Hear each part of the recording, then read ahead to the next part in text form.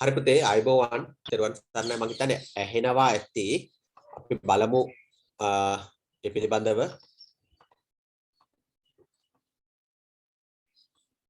හරි දැන් ඔබට කතා කරන්න පුළුවන් නම් අයබෝවන් ආයි තෙරුවන් සරණයි අයබෝවන් සර් හරි එතකොට අද අපි ටික වෙලාවක් ඇතුළත දෙවෙනි නිබන්ධය පටන් ගන්නවා දෙවෙනි නිබන්ධය පටන් ගන්න ඉස්සරලා පොඩ්ඩක් පළවෙනි නිබන්ධයේ තව තියෙන කෙරුණේ නැති ඒකක ටිකකට අතුලත් වෙනවා. ඒ අතුලත් වෙලා තමයි අපි මේ කියන දෙවෙනි නිබන්ධය පටන් ගන්නෙ. පුතේ මම පළවෙනි නිබන්ධයේ විෂය නිර්දේශයට අයත් නැති කොටසක් ඔබට මම කියලා දීලා තියෙනවා. ඒ තමයි ඔබ දන්නව විෂය නිර්දේශයට අයත් නැහැයි කියන එක මම වගකීමෙන් කියලාම කියලා දෙන්නේ. ඒ කියන්නේ විෂය නිර්දේශයට අයත් නැහැයි කියලා කියන්නේ මේ පළවෙනි පාඩම තුල මේක ඉගෙන ගන්න දෙයක් නැහැ. නමුත් අපි දරුවෝ හැටියට ඒක දැනගෙන ඉන්න ඕනේ. ඒක උගන්වන්න හේතුව මම කිව්වා මේක ජනමාධ්‍ය ශාස්ත්‍රයේ සුලභව සහ බහුලව ඕනෑම කාලවකවානුවක තියෙන එකක්. ඉතින් ඒක පාඩම් මේක කොක්කොම ඉවර වෙලා 12 වෙනි පාඩමේ ඉගෙන ගන්නවට වඩා මුල් අවස්ථාවේදීම සුලභව සහ බහුලව තිබෙන එකක් ඉගෙන ගන්න එක අපි හැමෝටම ප්‍රයෝජනවත්. ඒ කියන්නේ කල් ඉවත් වෙලා ඉගෙන ගත්තාම ඒකේ තියෙන අර දැනෙන ගතිය අඩු වෙනවා. දැන් මේ පාඩමෙන් පාඩමට යනකොට මේ ඉගෙන ගන්න දොරටු පාලනය, වාරණය, නියාමනය වගේම අපිට දැනෙන්න ගන්නවා. අපි ජනමාධ්‍ය ඉගෙන ගන්න කාලේ අපිට ඒවා ෆීල් වෙන්න ගන්නවා. ඒ නිසා තමයි මම ඔයාලට කිව්වේ අපි මේක ඉගෙන ගමු කියන කාරණේ. ඉතින් මේක ඉගෙන ගත්තයි කියන එක කිසියම් කෙනෙකුට හානියක්වත් එහෙමත් නැත්නම් කිසියම් කෙනෙකුට අයහපතක්වත් එහෙමත් නැත්නම් කිසියම් කෙනෙකුට අකටයුක්තක්වත් වන්නේ නැති වගේ මම ඔබට හොඳින්ම පසක් කරලා දෙන්න කැමතියි. මොකද මම එහෙම කියන්නේ මේක දැන් විභාග ප්‍රශ්න පත්‍රවලදී වෙන්නට පුළුවන්.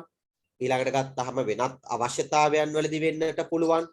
ඒ සියලු තැන්වලදී ඔබට මේ කියන පාඩම් මේකකය සාර්ථකත්වයට මේ හේතුවක් වෙනවා. ඔබේ සාර්ථකත්වයට මේ පාඩම් මේකක හේතුවක් වෙනවා. හරි. දැන් දොරටු පාලනය ගැන අපි කතා කළා. දොරටු පාලනය ගැන කතා කරනකොට එතන දුවල පුතාලයි අපි කතා කරේ දොරටු පාලනයේදී කිසියම් ආයතනයක ඉන්න මාධ්‍යවේදීන්ගෙන් ඔවුන්ගේ තනතුරු වලින් සංදේශවලට වෙන්න පුළුවන් හානියේ තරම තමයි දොරටු පාලනය කියන්නේ කියලා. එතකොට ඒ වාර්තාකරුවගෙන් ඡායාරූප ශිල්පීගේ හානියේ තරම තමයි දොරටු පාලනය කියන්නේ කියලා. ඒක ඔබ හොඳින්ම තේරුම් අරගත්තා. right.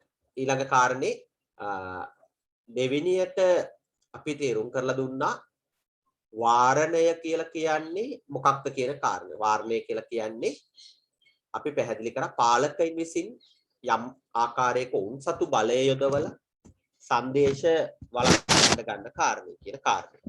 අපි ඒක පැහැදිලි කරා. ඊළඟට මේ නියාමනය කියන මාතෘකාවක් අද අපිට කතා කරන්න වෙනවා. ඒ නියාමනය කියන කාරණේ අපි චුට්ටි මාතෘකාවක් ඒක පොඩ බලමු නිකමට වගේ. නිකමට බලලා බෑ. අපි ඒක හරියට කතා කරන්න ඕනේ. නියාමනය. එතකොට මේ නියාමනය කියලා කියන්නේ පාලනය. එක වාරණයකට එහා ගිය පාලනය. පාලනය සහ වැළැක්වීම කියලා කියන්නේ දෙකක් වෙන්න පුළුවන්. දැන් උදාහරණයක් ඇටියට අපි මෙහෙම කියනවා.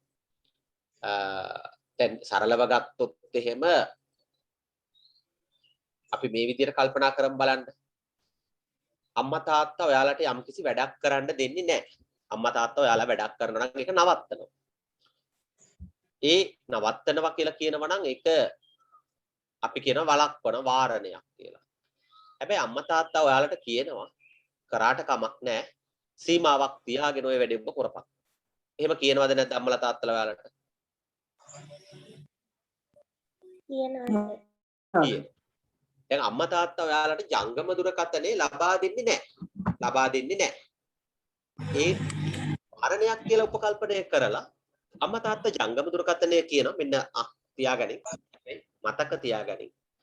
මම ඕක බලනවා. මම පරීක්ෂා කරනවා. මම ඕකෙන් අත්ය මැන ගන්නවා. ඔබ ඕක කොහොමද එකත් එක්ක ජීවත් වෙන්නේ කියලා මම බලනවා. කියනවත් වගේම පාඩම් උගන්වනකොට ඇවිල්ලා හොට දාලා බලනවා. වෙන වැඩ කරනවද කියලා බලනවා. ඊට පස්සේ වෙන වෙන අවස්ථාවල පොළු කෑල්ලක් තියාගෙන ළඟට ගෙන්නගෙන ඔක අරපන් ලොක් එක කියනවා. ලොක් එක අරලා අරකට ඵලයන් මේකට ඵලයන් කියලා අම්මා තාත්තට තාක්ෂණේ නැත්තම් දන්න කියන කෙනෙක් ලව්වා ඒ වැඩේ කරවලා පරීක්ෂා කරවලා බලනවා. එහෙම වෙනවද නැද්ද? වෙනවස. එතකොට එතනදී දැකින්න ලැබෙනවා මේ භූමිකාව අපි කියන නියාමනයක් කියලා. නියාමනයක්. එතකොට නියාමනය කියන වචනේ තුල තියෙන්නේ සම්පූර්ණයෙන් වළක්වලා නැහැ. නියාමනය තුල තියෙන්නේ කරන්න දීලා තියෙනවා. කරන්න දීලා තියෙන්නේ කිසියම් ආකාරයක පාලනයක් සහිතව. එතකොට කිසියම් ආකාරයක පාලනයක් සහිතව අපිට යම් යම් දේවල් කරන්න දීලා තියෙනවා. ජනමාධ්‍ය හරහා ඉදිරිපත් වන සංදේශ සමාජගත වීමට පෙර යම් ආකාරයක නියාමනයක් අවශ්‍ය වෙනවා. නියාමනයක් කියලා කියන්නේ කිසියම් ආකාරයක පාලනයකට නතු කරගන්න. එසේ නොවීම හරහා සමගි නෙමේ සමාජමය වශයෙන් සමගි කියන වචනේ වැරදිනේ. සමාජමය වශයෙන් මේ මෙතන අපි මේ කතා කරන්නේ එක අශයා වෙලා නැහැ නේද? නෑ සර් ස්ක්‍රීන් එක ෂෙයා වෙලා නෑ සර්. සමාජමය වශයෙන් මෙති උතන සමාජමය වශයෙන් බොහෝ ගැටලු ඉඩ ඇතිවීමට ඉඩ තිබෙනවා කියලා කියනවා. ගොඩක් ගැටලු ඇති වෙන්න පුළුවන්. හරි? ඒක තේරුම් අරගන්න. ආදි කාලයේදී මෙම නියාමනය ජන සමාජයන් තුල තහංචි ලෙස ක්‍රියාත්මක වෙලා තියෙනවා. මරු කතාවකට එනවා අපි. මරු කතාවකට එනවා. බලන්න තහංචි ගැන අහලා තියෙනවද?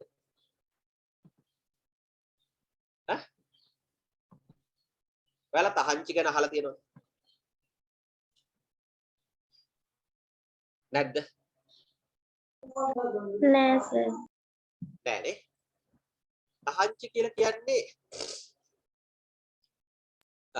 පුතේ මේක සාම්ප්‍රදායික සමාජයේ ශ්‍රී ලංකාව තුළ බහුලව ක්‍රියාත්මක වෙච්ච ක්‍රමයක්. එතකොට සාම්ප්‍රදායික සමාජයේ මගේ මතකයේ හැටියට ඉන ආරච්චල වෙල්විදානේ වෙද මහත්තයා හරි ඊළඟට ගත්තාම හාමුදුරුවෝ ඔන්න ඔය වගේ පස් කණ්ඩායමක් ඉන්න කණ්ඩායම් පහක්. ඒ කණ්ඩායම් පහ තමයි ගමේ බාරකාරත්වය තියාගන්නේ. ඒ ගමේ බාරකාරත්වය තුල යම් ආකාරයක ගමේ ඉන්න කිසියම් කෙනෙක් නොහොඹිනා වැඩක් කළොත් ඒ නොහොඹිනා වැඩේ කරපු කෙනාට ඒ කියන්නේ අර නොකල යුතුයි කියලා සම්මත කරගෙන තියෙන දෙයක් කරපු කෙනාට තහංචි දානවා. ඒ තහංචිය ඊට පස්සේ ගමේම කට්ටිය අර තහංචි දාපු පුද්ගලයාට විරුද්ධව අනෙක් පැත්ත ගන්නවා. කොයි වගේ වැඩක්ද? දැන් අද වගේ නෙමෙයිනේ. ඉස්සර තිබුණේ සාමාන්‍යයෙන් දඩයම් සංස්කෘතියක් කම්වල තිබුණා. ඒ කියන්නේ හේනක් කුඹුරක් කරනකොට ඒ හේන කුඹුර සමග ඔබ දන්නවා සාමාන්‍යයෙන් ගිහිල්ලා මේ වගා කරනකොට සත්තු වෙනවා සත්තු මරනවා. හැබැයි සත්තු මරන්න දැන් පංචශීලයේ හිටපු ගැමියෝ ඒ වගේ හේනට එන සතෙක් මැරීම සම්බන්ධයෙන් දෙපාරක් හිතුවේ නෑ සතා මරනවා. හැබැයි සතා මරනකොට සාමාන්‍යයෙන් මේ කිරි දෙන මවක් ගැබ්බර දෙන මැරීම සම්බන්ධයෙන් අනුමැතිය දීලා තිබුණේ නැහැ. අදටත් මම හිතන්නේ වැඩි රැළේ වුණත් ඒ වගේ අනුමැතියක් දීලා නැහැ. එහෙම කතාවක් අහලා තියෙනවද? ඔව් සර්. එතකොට යම් ආකාරයක කිසියම් දඩබ්බරේ මේ සමාජයේ දඩබ්බරේ ගිහිල්ලා ඒ වගේ සතෙක්ව මැරුවොත් එහෙම දුවේ පුතේ අර දැන් ඒක ආරංචි වෙනවා. ආරංචි වෙනකොට පැටියෙක් හිටපු අම්මා කෙනෙක්ව මැරුවා. එහෙම නැත්නම් කිරි දෙන සතෙක්ව මුවෙක්ව මැරුවා, ගෝණෙක්ව මැරුවා කියලා කියනකොට අර වැඩි හිටියෝ අර කණ්ඩායම එකතු වෙලා කරන්නේ අර තරුණයාට පළවෙනි වතාවට අවවාද කරනවා. ආයෙත් ඔය වැරද්ද කරොත් තහංචියක් දාන්න. ඒ තහංචිය ගත්තාම ගොඩක් වෙලාවට කොයි වගේ තහංචිද දාන්න ඇත්තේ?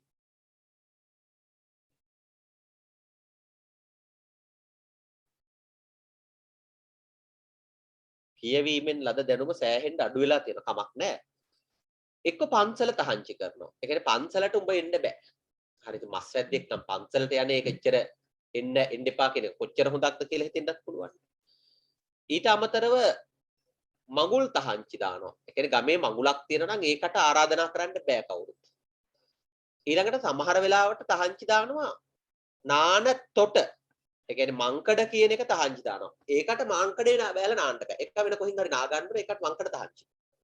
මේක අපි කියන මේ පංචපුද්ගල කමිටුව වරිග සභාව කියලා නම් කරන්නේ. ඒ වරිග සභාව විසින් අර වැරද්ද කරපු කෙනාට තහංචි දානවා. ඒ තහංචිය දැම්මට පස්සේ ඒ තහංචියට ඒ පුද්ගලයා යටත් වෙනවා. දැන් උදාහරණයක් ඇටියට ගත්තොත් එහෙම අපි හිතමු මේ දැන් ඔය සතෙක් මරීම සම්බන්ධයෙන්ම නෙමෙයි.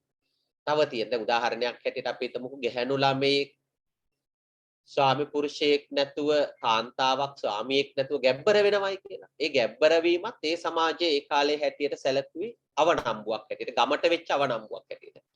අන්න එතකොට අර කාන්තාව සම්බන්ධයෙන් අර වරිග සභාව එකතු වෙලා තහංචි දානවා. ඊළඟට ගත්තාම අපි හිතමුකෝ දැන් අද වගේ නෙමෙයි ඉස්සර හරියට කුල ක්‍රමය තිබුණා. කුලය කියන සාධකය හරියට සැලකුවා. ඒක වාර්ගික සංස්කෘතියේ තියෙන සාධකයක්. ඒ කුල ක්‍රමයට පිටින් සාධකමක් පැවැත්වුවොත් ආවාහ විවාහයක් කරගත්තොත් එහෙමත් නැත්නම් කුලයට කෙනෙක් එක්කමියන් ඇසිරිලා ඒක හරියට ආරංචි වෙනකොට ඒ ආරංචිය පාදක කරගෙන තහංචි දානවා. හොරකමකදී දඬුවමක් හැටියට තහංචි දානවා.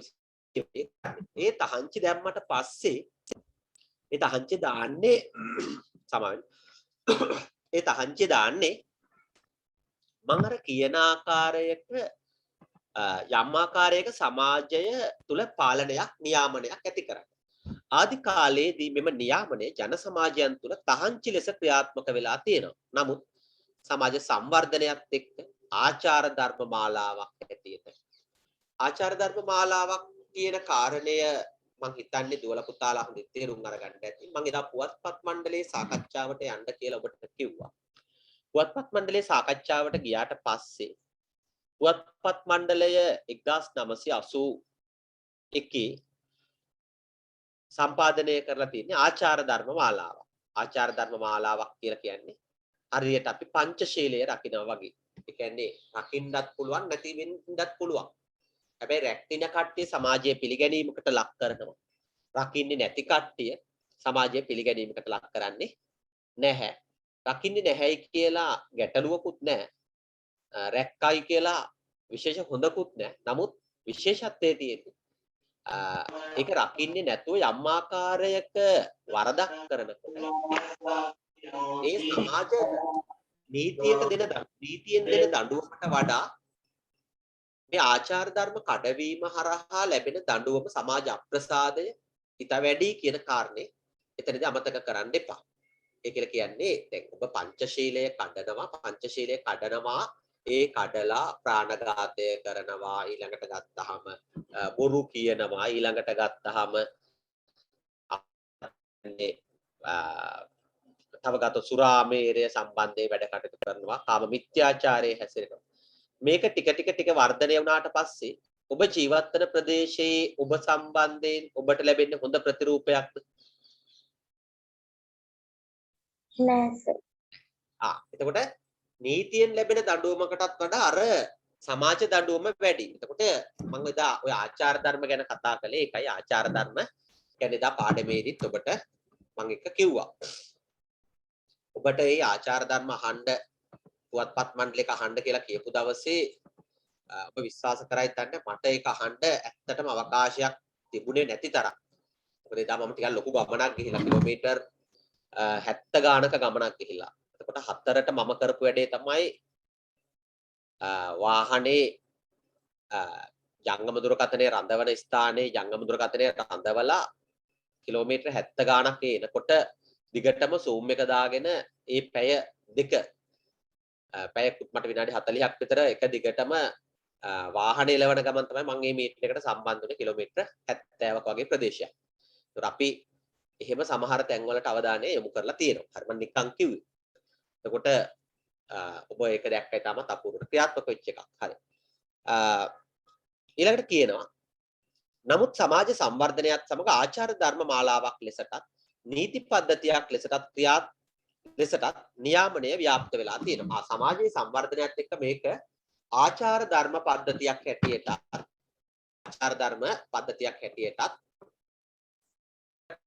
නීති පද්ධතියක් ලෙසත් නියාමනය දිගු වෙලා තියෙනවා. එය අදාළ වගකීම් දරන්නන් ලෙස ඉටු නොවන කල්හි ඒ කියන්නේ අදාළ වගකීම් දරන කට්ටිය. ඒ කියන්නේ පුතේ තේරුම් ගන්න ආචාර ධර්ම පිළිබඳව වගකීම දරන්න තියෙන්නේ දැන් උදාහරණයක් හැටියට ගත්තාම පන්සලේ භික්ෂුන් වහන්සේලා සමාජයට ආචාර ධර්ම කියලා දෙන්න ඕනේ. ඒ කියලා දෙන ආචාර ධර්ම ජනතාව රකින්න ඕනේ. පල්ලියේ පූජකතුමන්ලා ජනතාවට ආචාර ධර්ම ගැන කියලා දෙන්න ඕනේ. ඒ ආගම අදහන ඒකේ අනුගාමිකව ඒවා රකින්න ඕනේ. ඊළඟට පාදිලි වහන්සේලා ඒවා කියලා දෙන්න ඕනේ. ඒවා ඒ කට්ටිය රකින්න ඕනේ. ඒවා රකින්නේ නැති වෙනකොට අපි දැන් උදාහරණයක් හැටියට කල්පනා කරමුකෝ බලන්න. අපේ හැම ආගමකින්ම කියනවද නැද්ද සහජීවනය සාමයෙන් යුක්තව ජීවත් වීම අනින්ට හිංසා කරන්න එපා. ඒවා කියලා දෙනවද නැද්ද හැම සමාජයකම? කියලා දෙනවා. කියලා දෙනවා. ඒවා රකින්නේ නැතුව බෞද්ධයෝ ටිකක් ගිහිල්ලා පල්ලියකට ගලක් ගහනවා නම් මුස්ලිම් ආගමේ කණ්ඩායමක් ඇවිල්ලා පන්සලකට බුදු පිළිමයට ගහලා යනවා නම් දැන් කඩ වෙලා තියෙන්නේ ආචාර ධර්ම පද්ධතිය නෙමෙයිද කඩ වෙලා තියෙන්නේ?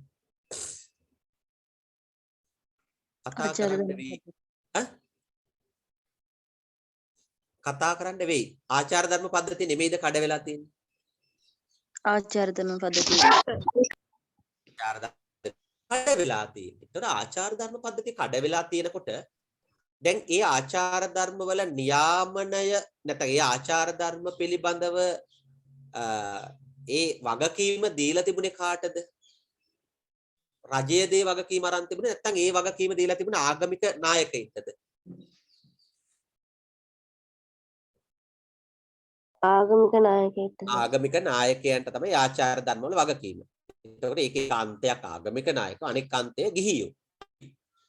එහෙමත් නැත්නම් මේ සමාජීය ජනතාව. ඒගොල්ල ඒක රකින්නේ නැති වුනහම ඒගොල්ල කඩනවා. කඩනවා කියලා කියන්නේ බෞද්ධයෝ ටිකක් ගිහිල්ලා පල්ලියකට කලක් ගහලා එනවා. ඊළඟට මුස්ලිම් ආගමේ නැත්නම් ඉස්ලාම් ආගමේ කණ්ඩායමක් ඇවිල්ලා පන්සලකට බුදු පිළිමයකට ගලක් ගහලා යනවා. කඩනකොට ඊට පස්සේ මොකද වෙන්නේ කියලා වගකීම් දරන්නන් එය හොඳට තේරුම් අරගන්න වෙයි. වගකීමෙන් අපි ඉගෙන ගන්නවා. අදාළ වගකීම් දරන්නන් එය ඉටු නොවන කල්හි වාරණයක් දක්වා දිගු යනවා. දැන් පැහැදිලි. එතකොට නියාමනය තියෙන්නේ වාරණයට පස්සේද කලින්ද? පස්සේ සර්. නියාමනය තියෙන්නේ වාරණයට කලින්ද පස්සේද? කලින් සර්. කලින් සර්. එහෙනම් දැන් ඔබට පැහැදිලි. ඒ කියන්නේ දැන් අම්මලා ඔබව නියාමනය කරන්නේ ජංගම දුරකථනය අයින් කරන්න කලින්ද අයින් කරාට පස්සේද? අයින් කරන්න කලින් සර්. දැන් තේරෙනවා. එතකොට මේ නියාමනය කියන එක රෙගියුලේෂන් කියන එක පාවිච්චි කරන්නේ పూర్ව අනතුරු ඇඟවීමක් හැටියට වගේනේ. දුලපතලට ඒක තේරෙනවද? ඔව් සර්. එතකොට මේ නියාමනයට රජය සම්පූර්ණයෙන් දැන් තේරුම් අරගන්න වෙනවා අපට. රජය සම්පූර්ණයෙන් මේකට අත ගහන්න දැන් අපි මේක තමයි ජනමාධ්‍ය ශේෂ්ත්‍රය නැත්නම් සමාජය කියලා කියනවා.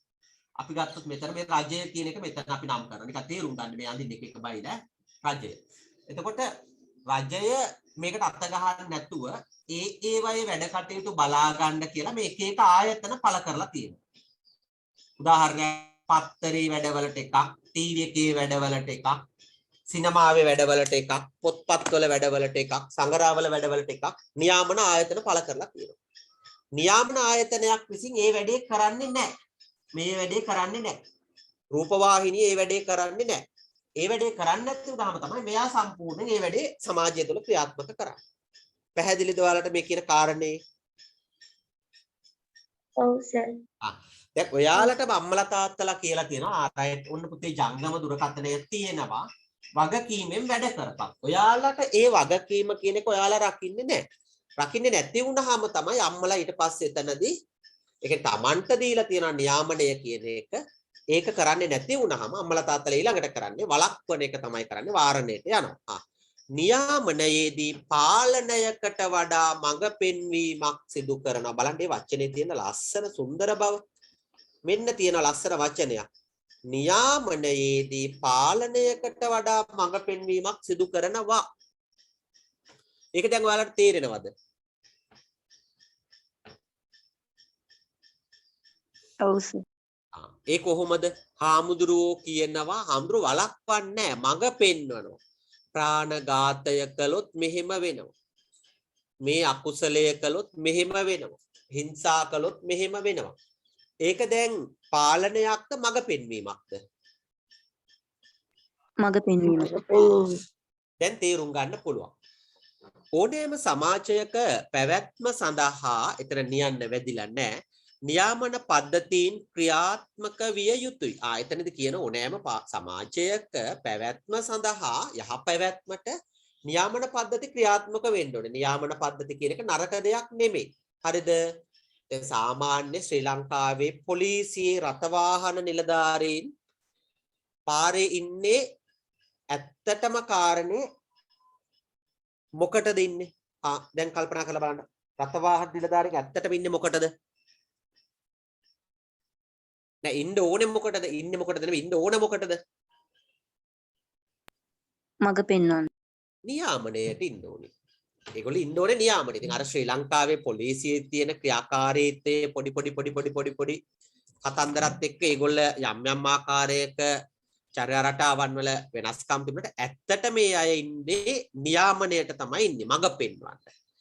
ඒ කියලා කියන්නේ ඒගොල්ලෝගේ සමාජ වගකීම හා යුතුයකම විය යුත්තේ මඟ පෙන්වීම. එහෙම නැතු මේ අපිට දඬුවම් දෙන්නවත් අපට ගහන්නවත් එහෙමත් නැත්නම් අපෙන් මේ අපට දඩ ගහන්නවත් නෙමෙයි ඒගොල්ලෝ ඉන්නේ. ඒගොල්ලෝ මඟ පෙන්වන්න ඉන්නේ. නමුත් අර ඒගොල්ලගේ රැකියා ශාස්ත්‍රයේ තියෙන වෙන ටාගට් දෙන එක ලාභ උපයන්න පුළුවන් කියලා හිතෙන එක ඒ වගේ කාරණාත් එක්ක සමහර වෙලාවට ඊට වඩා ටිකක් ඒගොල්ලෝ වෙනස් වෙලා තියෙන්න පුළුවන්.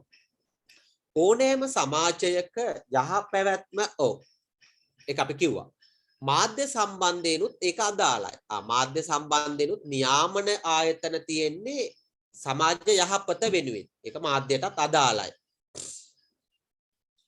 ලෝකයේ ඇතැම් රටවල එතන වැදිලා නැහැ මාධ්‍ය ආචාර ධර්ම කඩ කරන්නන්ගෙන් බදු මුදල් අය කර ගන්න. ලෝකේ සමහර රටවල මාධ්‍ය ආචාර ධර්ම කඩ කරනවා නම් කාගේ හරි අතින් කඩ වෙනවා නම් ඒ අය කරන්නේ බදු මුදලක් අය කර ගන්නවා.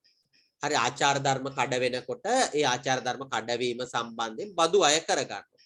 නිදසුණක් ලෙස ලෙද නෙමේ ලෙස දැන්වීම පිළිබඳ නියාමනයක් නොමැතිවීම නිසා ප්‍රේක්ෂක ඔබ අපහසුතාවයට පත්වීම වළක්වන්න බෑ. රයිට් බරපතල කතන්දරයක්. පුතේ මේ රටේ ශ්‍රී ලංකාවේ දැන් මාධ්‍ය අධ්‍යාපනය මාධ්‍ය සාක්ෂරතාවය ලබා දෙන්න ඕනේනේ. එතකොට දැන් අපේ රටේ දැන්වීම පිළිබඳ නියාමනයක් නැහැ. මම දැන් කියන්නේ මම නෙමෙයි කියන්නේ මේක රටේ තියෙන ප්‍රශ්නයක්. දැන්වීම පිළිබඳ නියාමනයක් නැහැ. දැන්වීම පිළිබඳ නියාමනයක් නැහැ කියන්නේ පාලනයක් නැහැ. පාරිභෝගික සේවාධිකාරිය දැන්වීම නියාමනය කරන්නෙත් නැහැ. සෞඛ්‍ය සංවිධානය දැන්වීම නියාමනය කරන්නෙත් නැහැ. ඊළඟට ගත්තාම වෙනත් මේ රටේ තියෙන කිසිදු වගකිව යුතු ආයතනයක් දැන්වීම නියාමනය කරන්නේ නැහැ. දැන්වීම නියාමනය කරනවා නම් ඔය දැනට ටීවී එකේ පෙන්නන දැන්වීම් වලින් මම හිතන්නේ 90%ක්ම දැන්වීම අයින් කරන්න වෙනවා. නියාමනය කරනවා. හරිද? ඇයි එහෙම කියන්නේ? දැන් එක දැන්වීමක කියනවා අස්ථි දිරා යාමේ රෝගයක් දණහිස ටකස් ගන්නවා නම් අහවල් જાතියේ කිරියක බොන එක හොඳයි. ඒ කිරියක බෙව්වහම අස්ථි දිරා යාමේක වලකිනවා. හරිද? දැන් ඇත්තට මේ කිරියක බිව්වහම අස්ති දිරා යන එක වළක්වනවද? දැන් ඊළඟට ඔයාලා කල්පනා කරන්න. නෑ. ඒක කොයි වෛද්‍ය පර්යේෂණයෙන් ඔප්පු කරලා තියෙන්නේ? එහෙම එකක් තියෙනවද?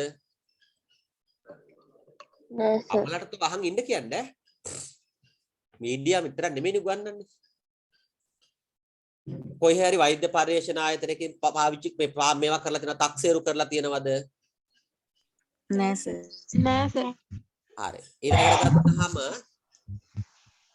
එහෙමනම් ඒ දැන්වීම මේ රටේ තියෙන ආයතනයක් නියාමනය කරන්න ඕනේ නැද්ද? ඕනි සර්. ඕනේ.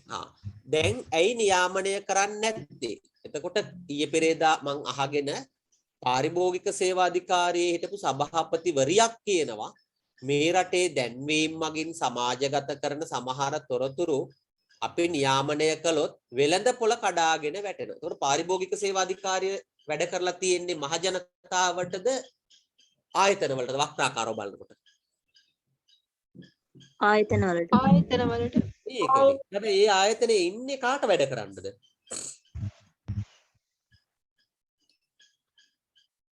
ආයතන වල වැඩ කරන්න දින්නේ ආයතනේ. මහජන බදු මුදලින් නඩත් වෙන ආයතනේ වැඩ කරන්න ඕන ආයතන රකින්නද? මහ ජනතාවට. මහ ජනතාව රකින්න. ඒක මට මතක හැටියට ඔය කිව්වෙත් කිරිපිටි කතන්දරයකද කොහොමද? කිරිපිටි කතන්දරේ කිරිපිටි වල මොනවාද අන්තර්ගත වෙනවා කියනකොට අපි ඒවා පරීක්ෂණ කරලා හෙලිදරව් කරොත් ආයතන කඩම් වැටෙනවා. ඒ නිසා අපි ඒවා හෙලිදරව් කරන්නේ නැහැ කියලා එයා කියනවා. මං හිතන්නේ එයා දැන් අයින් වෙලා ගියාද අයින් කරාද කොහෙද? හරි? ඇයි සර් මේ ෆාම් ඔයිල් ප්‍රශ්නේදී? ෆාම් ඔයිල් ප්‍රශ්නේදී තමයි කිව්වේ කිරිපිටි වල ෆාම් ඔයිල් ප්‍රශ්නේදී තමයි කිව්වේ. එතකොට අපි එයා කියනවා මේ ඒවා හෙලිදරව් කරොත් එහෙම මේ රටේ වෙළඳපොළ කඩාගෙන වැටෙනවා. දැන් එතකොට අපි දැන් ඉන්න තැන ඔබට තේරෙනවා. හරි. දැන් අපි දැන් කල්පනා කරමු. එතකොට ශ්‍රී ලංකාවේ දැන්වීම් රූපවාහිනිය යන දැන්වීම් නියාමනය කළ යුතුයි. නමුත් නියාමනය කරන්නේ නැහැ. දැන් බරපතල ගැටලුවක් නෙමෙයි. අපි තව ටිකක් ඉස්සරහට කතා කරගෙන යමුකෝ. ඔබ දැන් රූපවාහිනියේ ක්‍රියාත්මක වෙන දත් බෙහෙත් දැන්වීම් තියෙනව නේද දුවේ පුතේ? ඔව් සර්. දැන් දත් බෙහෙත් දැන්වීම් වල ඔය කියන අටමඟල ඔක්කොම වෙනවද? නෑ. එහෙනම් ඒවත් නියාමනය කළ යුතුයිනේ. ඔව්ද නැද්ද? ඔව් සර්. ඒක තමයි. ඊළඟට ගත්තම අර පහුගිය කාලේ කිව්ව මැගී නූඩල්ස් එකේ ඊයම් රසකාරක තියෙන ඊයම් තියෙනවා කියලා. එතකොට එතන ඉදිත් නියාමනය වෙන්නේ. එතකොට මේ රටේ දැන්වීම් නියාමනය විය යුතුයි. හැබැයි නියාමනය වෙන්නේ නැහැ. එහෙමනම් බරපතල ගැටලුවක් තියෙනවා. මේ නියාමන ආයතන නියාමනුනේ නැති වුනහම ඒක ඒ රටේ ජීවත් වෙන ජනතාවගේ අභාග්‍යයක් කියලා කියන්නේ ග්‍රාමීය ජනතාව හිතනවා ඇත්තටම ලක්ස් කැටේ රෝස මල් දිය කරලා තමයි හදලා තියෙන්නේ කියලා. කිරිසාරයෙන් 99 කියලා හිතෙනවා. ඊළඟට ගත්තාම දැන් ලයිෆ්බෝයි සබන් අපේ ලයිෆ්බෝයි සබන් ලයිෆ්බෝයි සබන් එක සම්බන්ධෙත් ඔය ප්‍රශ්නෙම තියෙනවනේ. ඒක දැන් අර ඇඟේ ගන්න තියෙන සබන් එකක් නෙමෙයි සාමාන්‍යයෙන් ඇඟේ ගන්න නුසුදුසු සබන්. හැබැයි ශ්‍රී ලංකාවේ වෙළඳ දැන්වීම මොකද කරලා තියෙන්නේ? ලයිෆ්බෝයි සබන් එක ඇඟේ ගන්න සුදුසු දැන්වීමක් හැටියට ඒක කතා කරනවද නැද්ද? කතා කරනවා. දැන් මේ කතන්දරය හොඳින් තේරුම් ගත යුතුයි. එතකොට දුවේ පුතේ අමතක කරන්න එපා. මෙන්න මේ ආකාරයට ගත්තහම වෙළඳ දැන්වීම් නියාමනය විය යුතුයි. නමුත් නියාමනය වෙන්නේ නැහැ. මේ රටේ තියෙන වෙළඳ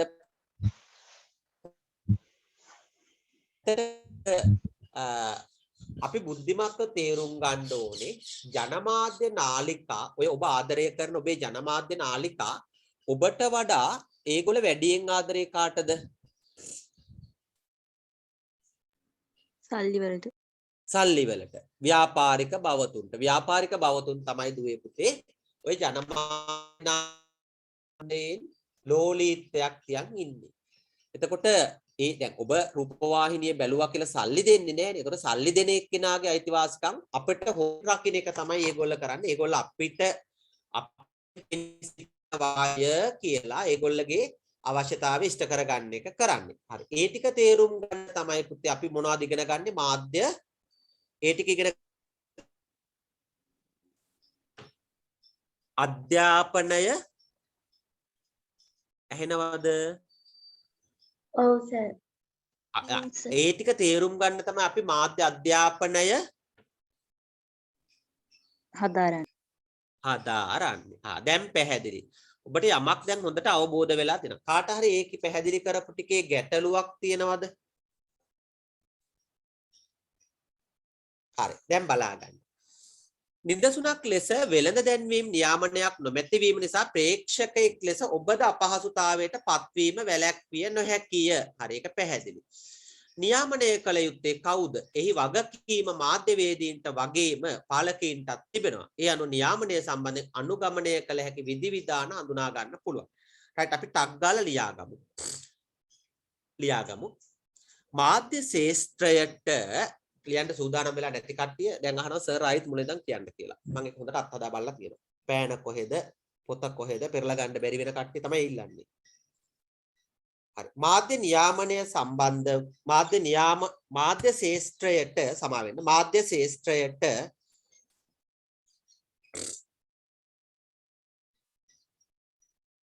නියාමනය පැමිණෙන්නේ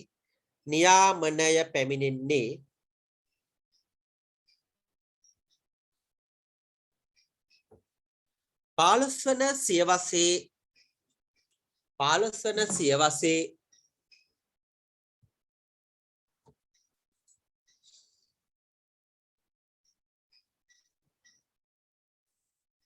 සිටය. 15 වන සියවසේ සිටය.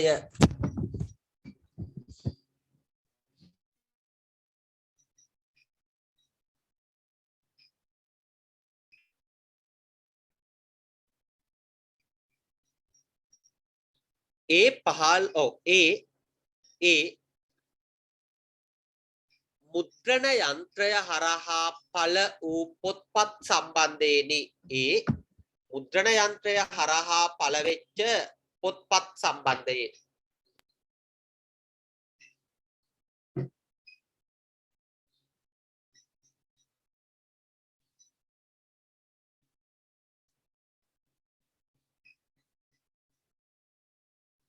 එහිදී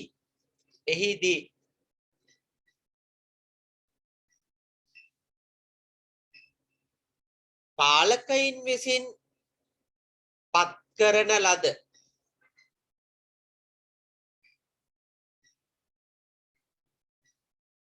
බලධාරියෙක් විසින් පාලකයින් විසින් පත් කරපු බලධාරියෙක් විසින්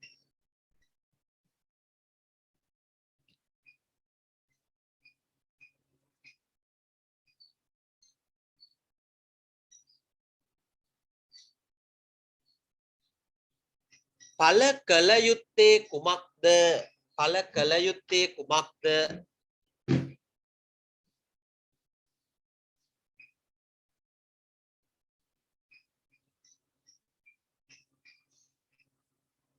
නොකළ යුත්තේ කුමක්ද යන්න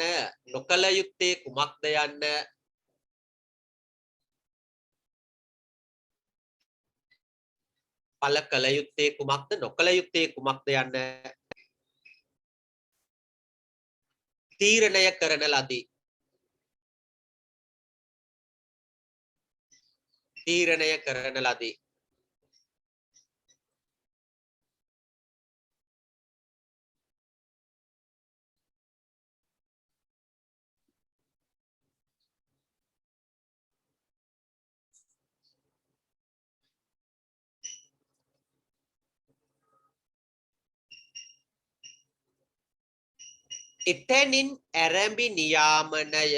එතැනින් ඇරඹි නියාමනය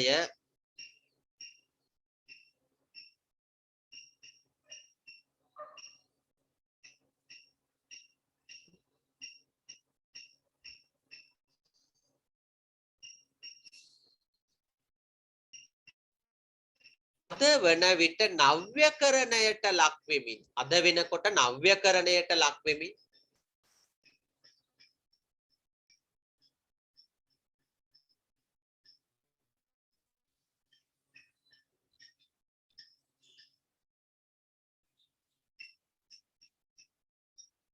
ව්‍යාප්ත වී ඇත.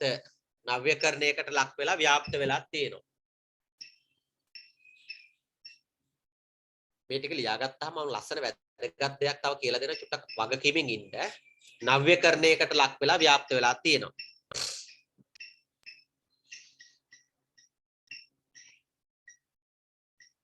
මෙරට මේ රටේ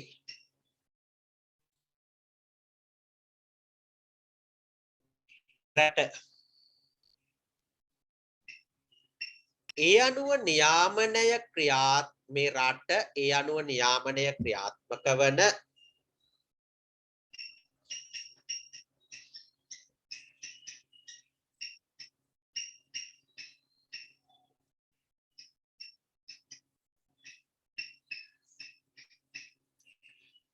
ප්‍රධාන ආකාර 4ක් හඳුනාගත හැකිය. ප්‍රධාන ආකාර 4ක් හඳුනා ගන්න පුළුවන්.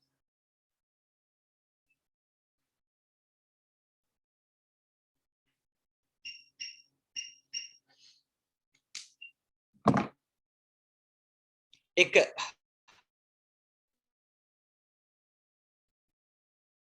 ස්වයං නියාමනය ස්වයං නියාමනය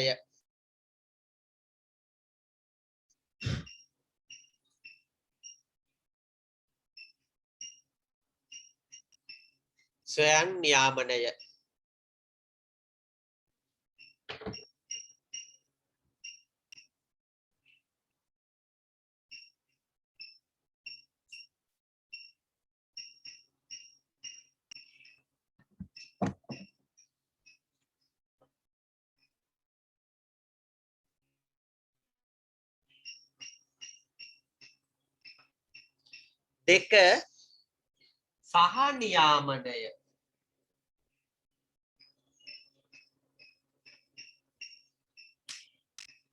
එක ස්වයං නියාමනය දෙක සහ නියාමනය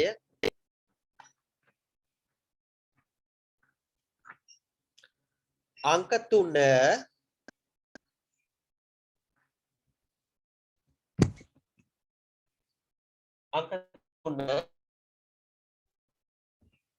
ව්‍යවස්ථාපිත නියාමනය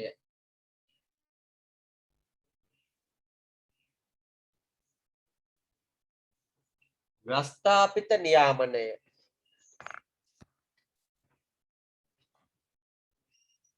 අංක 4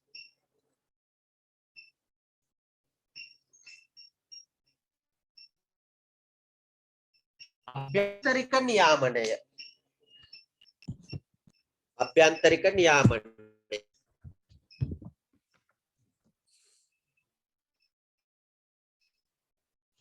හරි පුතේ ස්වයං නියාමනය කියලා කියන්නේ තමා විසින් තමා පාලනය කරන්නේ උදාහරණයක්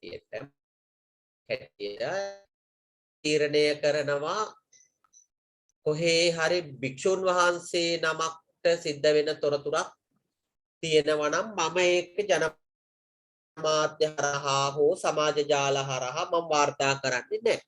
මම විසින් මම පාලනය කරගන්න ස්වයං නියාමනයක් තියාගන්න. ඒක හොඳද නරකද කියන එක නෙමෙයි මෙතන තර්ක. ස්වයං තියාගන්න. නියාමනය කියලා කියන්නේ මාධ්‍ය ආයතනවල ඉන්න ප්‍රධානීන් එහෙමත් නැත්නම් මාධ්‍ය ආයතනවල ඉන්න අයිතිකාරයෝ ටික එකතු වෙලා නියාමන ක්‍රමවේදයක් හදාගන්න. ඒක සහ නියාමන. උදාහරණයක් හැටියට ගත්තාම පුවත්පත් මණ්ඩලයේ පනත එහෙමත් නැත්නම් පුවත්පත් මණ්ඩල පනත නෙමෙයි සමාන. පුවත්පත් පැමිණෙන ඒ වගේ සහ නියාමන ආයතනය. ව්‍යවස්ථාපිත නියාමනය කියලා කියන්නේ පුතේ දුවේ තනියෙන්වත් අර වගේ කණ්ඩායමක් එකතු වෙලා අපි මෙහෙම කරමු කියන එකවත් නෙමෙයි.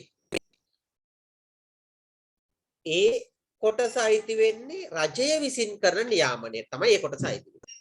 අභ්‍යන්තරික නියාමනය කියලා කියන්නේ කිසිම මාධ්‍ය ආයතනයක් විතරයි තනියෙන්. ඒ මාධ්‍ය ආයතනයේ රෙගුලාසි ටිකක් පනව ගන්න අපි මේ වගේ වැඩ කරන්නේ නැතුව ඉමු කියන කාරණා.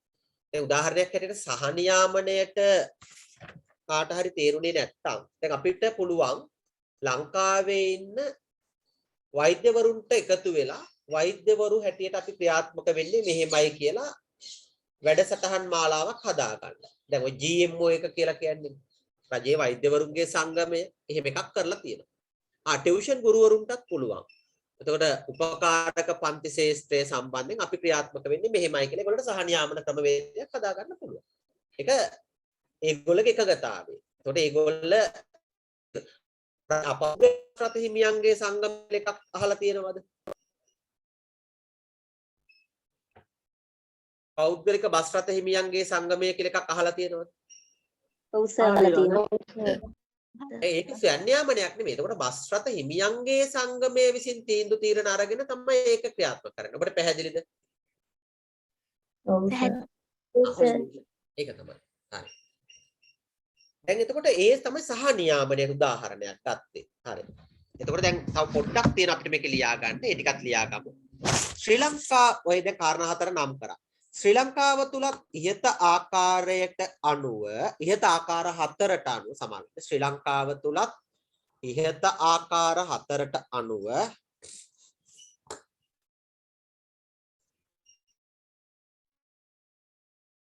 දේශ නියාමනයට ලක් වෙයි. මාධ්‍ය සංදේශ නියාමනයට ලක් වෙයි.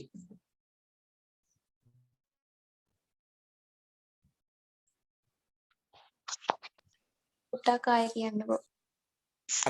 ශ්‍රී ලංකාව ආයතන හත අනුව මාධ්‍ය සංදේශ නියාමනයට ලක් වෙයි. පොඩ්ඩක් කැඩි කැඩි ඇහින්නේ ඇයි දන්නේ නේ. මගේ වරදක්ද? නෑ වෙන්න පුළුවන්. දැන් හරිද? මගේ නම් සිග්නල් ටික තියෙනවා හොඳට. නමුත් තියෙන ප්‍රශ්න තියෙන්න පුළුවන්. හරි. ශ්‍රී ලංකාව තුලත් ඉහත ආකාරයට අනුව මාධ්‍ය සංදේශ නියාමනයට ලක් වෙයි.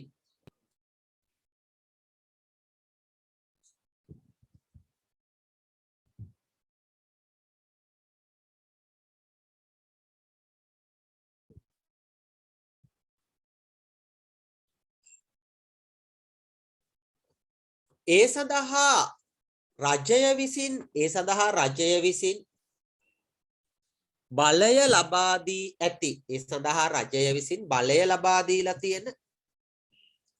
ඒ සඳහා රජය විසින් බලය ලබා දීලා තියෙන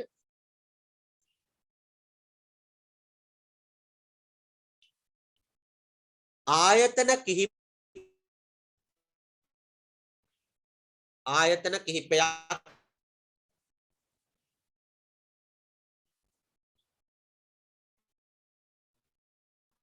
එක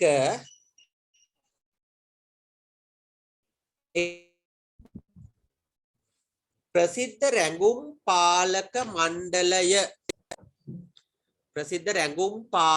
මණ්ඩලය ඇහෙනව නේද? ඔව් සර්. හරි. ප්‍රසිද්ධ රැඟුම් පාලක මණ්ඩල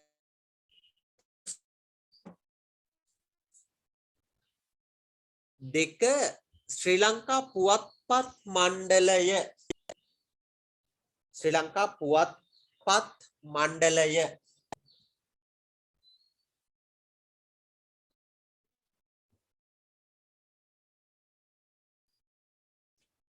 හරි. අංක 3 විදුලි සංදේශ නියාමන කොමිෂන් සභාව. විදුලි සංදේශන නියාමන කොමිෂන් සභාව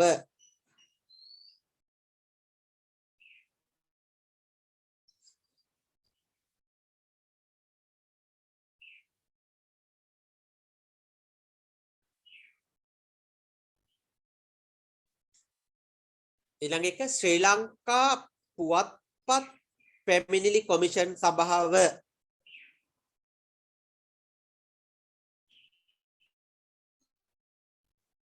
ශ්‍රී ලංකා පුවත්පත් පැමිණිලි කොමිෂන් සභාව එක සහ නියාමන ආයතනයක්.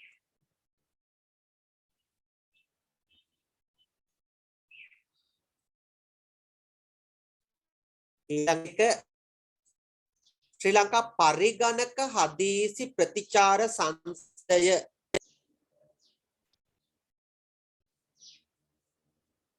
ශ්‍රී ලංකා පරිගණක හදිසි ප්‍රතිචාර සංසදය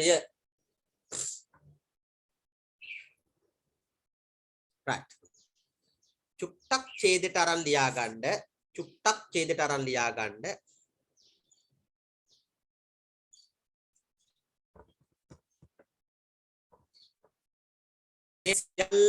මේ සියල්ල දහවන පාඩම් ඒකකයේදී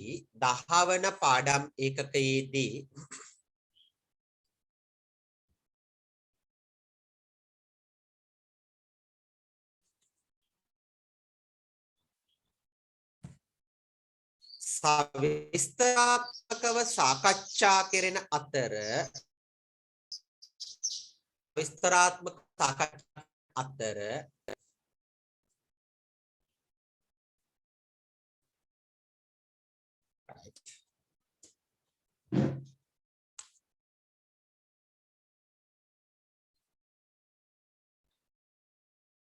මෙහිදී සාකච්ඡා කළේ මූලික දැනුම සඳහාය මෙතනදී සාකච්ඡා කළේ මූලික දැනුම සඳහා හරි දුවේ පුතේ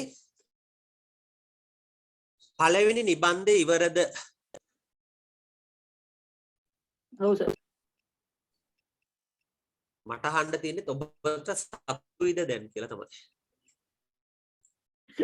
ආයේ නැතුව පුතේ ආයේ නැතුව ඒකනේ සර් දැන් කොතනක හරි කාට හරි චුට්ටක් හරි අකටයුත්තක් වුණාද භෞතික පන්තියේ හිටියා වගේ නොවෙන්න අකටයුත්තක් වුණාද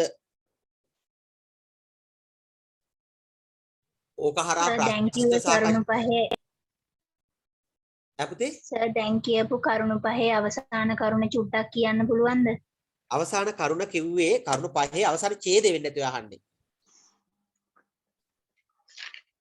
ඔව් ඒකේ කිව්වේ නෑ ශ්‍රී ලංකා පරිගණක හදිසි ප්‍රතිචාර ප්‍රතිචාර සංසදය හරිද thank you sir හරි සර් මේ ෆිසිකල් ක්ලාස් පටන් ගන්න නැද්ද එතකොට දැන් මම මේක තමයි පටන් ගන්න තමයි මේ ෆිසිකල් ක්ලාස් පටන් ගන්න කාලයක් වෙනකොට පටන් ගන්නවා මම මේකට තමයි ප්‍රවේශයක් අරගන්න ආවේ කිසි දෙයකට කවුරුත් බය වෙන්න එපා චාරුක මම ඔන්න ස්ක්‍රීන් එක ෂෙයා කරලා පොඩි වැඩකට යනවා ඒ වැඩෙත් එක්ක චුට්ටක් මේ ඔබට ඔබේ ජීවිතයට අලුත් දැනුම් දෙන්න කරන ප්‍රයත්නයක් ඒ ප්‍රයත්නයට බද්ධ වෙන්න මේක පලා යන්න පුළුවන් ඕනම කෙනෙකුට සර් ෆෝම් එකක් දාලා තිබ්බ නේද මොකද්ද ආව් ඒක තමයි ඉන්න ඔන්න ස්ක්‍රීන් එක ෂෙයා වෙලා තියෙනවද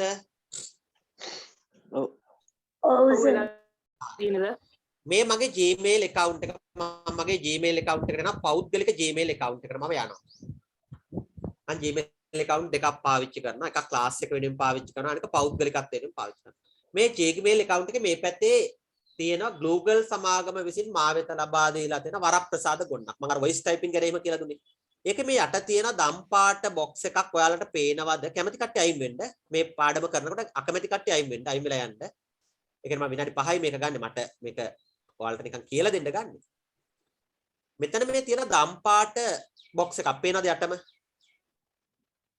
ඔව් සර් මම ඒකේ තියෙන මොකක්ද ඉංග්‍රීසියෙන්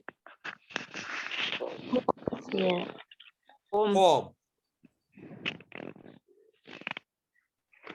කියලා තියෙනවා පේන්නේ නැද්ද පේනවා එකට අහගන්න කිසි කතාවක් නැහැ forms mic off කරගන්න ඕන කට්ටිය ඕන වෙලාවට කතා කරන්න මම forms එක open කරනවා දැන් මේක click කරන්න විතරයි තියෙන්නේ open වෙයි ටිකක් වෙලා යනකොට මේ මෙතන කැරකෙන උඩ open වෙනවා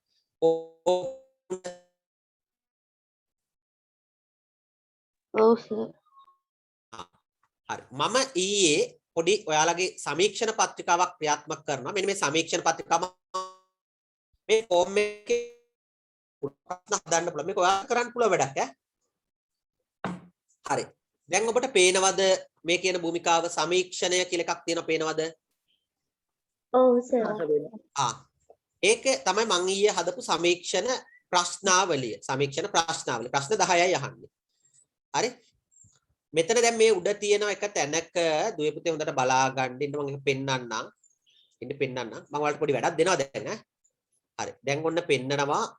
මෙතන තියෙන මේ රෙස්පොන්ස් කියලා කොටසක් පේන්න තියෙනවද? තියෙනවා. කී දෙනෙක් උත්තර දීලා තියෙනවද? 124 දෙනෙක්. මම ඔබට ඉල්ලීමක් කරනවා. විනාඩියක් හෝ දෙකක් යයි Google ඊයේ මම Google form එකක් එවුවා දැක්කද ඔයාලට ඔයාලගේ WhatsApp වලට මීට් එකෙන් ලීව් වෙන්නේ නැතුව පිරෙව්ව කට්ටිය පුරවන්න එපා මේක මම තවදුරටත් මේ ඉදිරියට අරන් යනවා පිරෙව්වේ නැති කට්ටිය අන්න 25යි එක්කෙනෙක් දැන් පුරවලා තියෙනවා දැන් මතක් වෙලා ටක් ගාලා පිරෙව්වේ නැති කට්ටිය විනාඩියක් යයි දෙකක් යයි ටක් ගාලා හදිස්සි වෙන්න එපා ඉවසිල්ලෙන් පුරවන්න මම ඔයාලට දැන් 24 හිටියේ අපි බලමු මේකේ මීටරේ කොහොමද යන්නේ කියලා. ඔන්න සමීක්ෂණ කියන පාඩමට අදාළ ප්‍රැක්ටිකල් එකක් මේ කරන්නේ. හරි. මම ඔයාලට ඉඩ දෙනවා. මීටර එකේ ලිව් වෙන්නේ නැතුව ඒක පුරව ගන්න. මීටර එකේ ලිව් වෙන්න ඕනේ නැහැ. හරි. බලන්න පිරෙව්වේ නැති කට්ටිය පුරවන්නකො මම ඔයාලට ඊළඟ ස්ටෙප් එකට යන්න. රයිට්. මම චුට්ටකට නිහඬ වෙනවා ඔයාලා පුරවනකම්. පුරවන්න ඉන්නව නේද කට්ටිය? ඊයේ පිරෙව්වද? පිරෝපු කට්ටිය එපා. පිරෙව්වේ නැති කට්ටිය පුරවන්න කියලා කියන්නේ. මම මේ ඔයාලට ප්‍රැක්ටිකල් එක පෙන්නන්න. ඒ වෙලාව බලන්න මේ කවුන්ටර් එක කොච්චරක් ඉහළ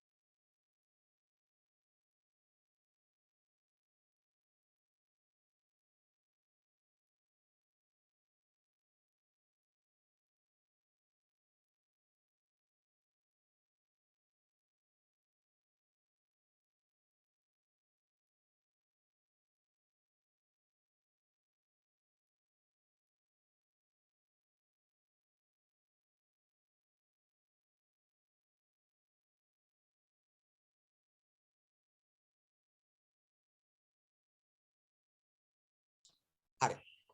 තව පුරවමින් ඉන්නවද කට්ටිය මට වැඩේට යන්න පුළුවන්ද? මට තව ඉදිරියට යන්න තියෙනවා. ඇද්ද වෙලාව?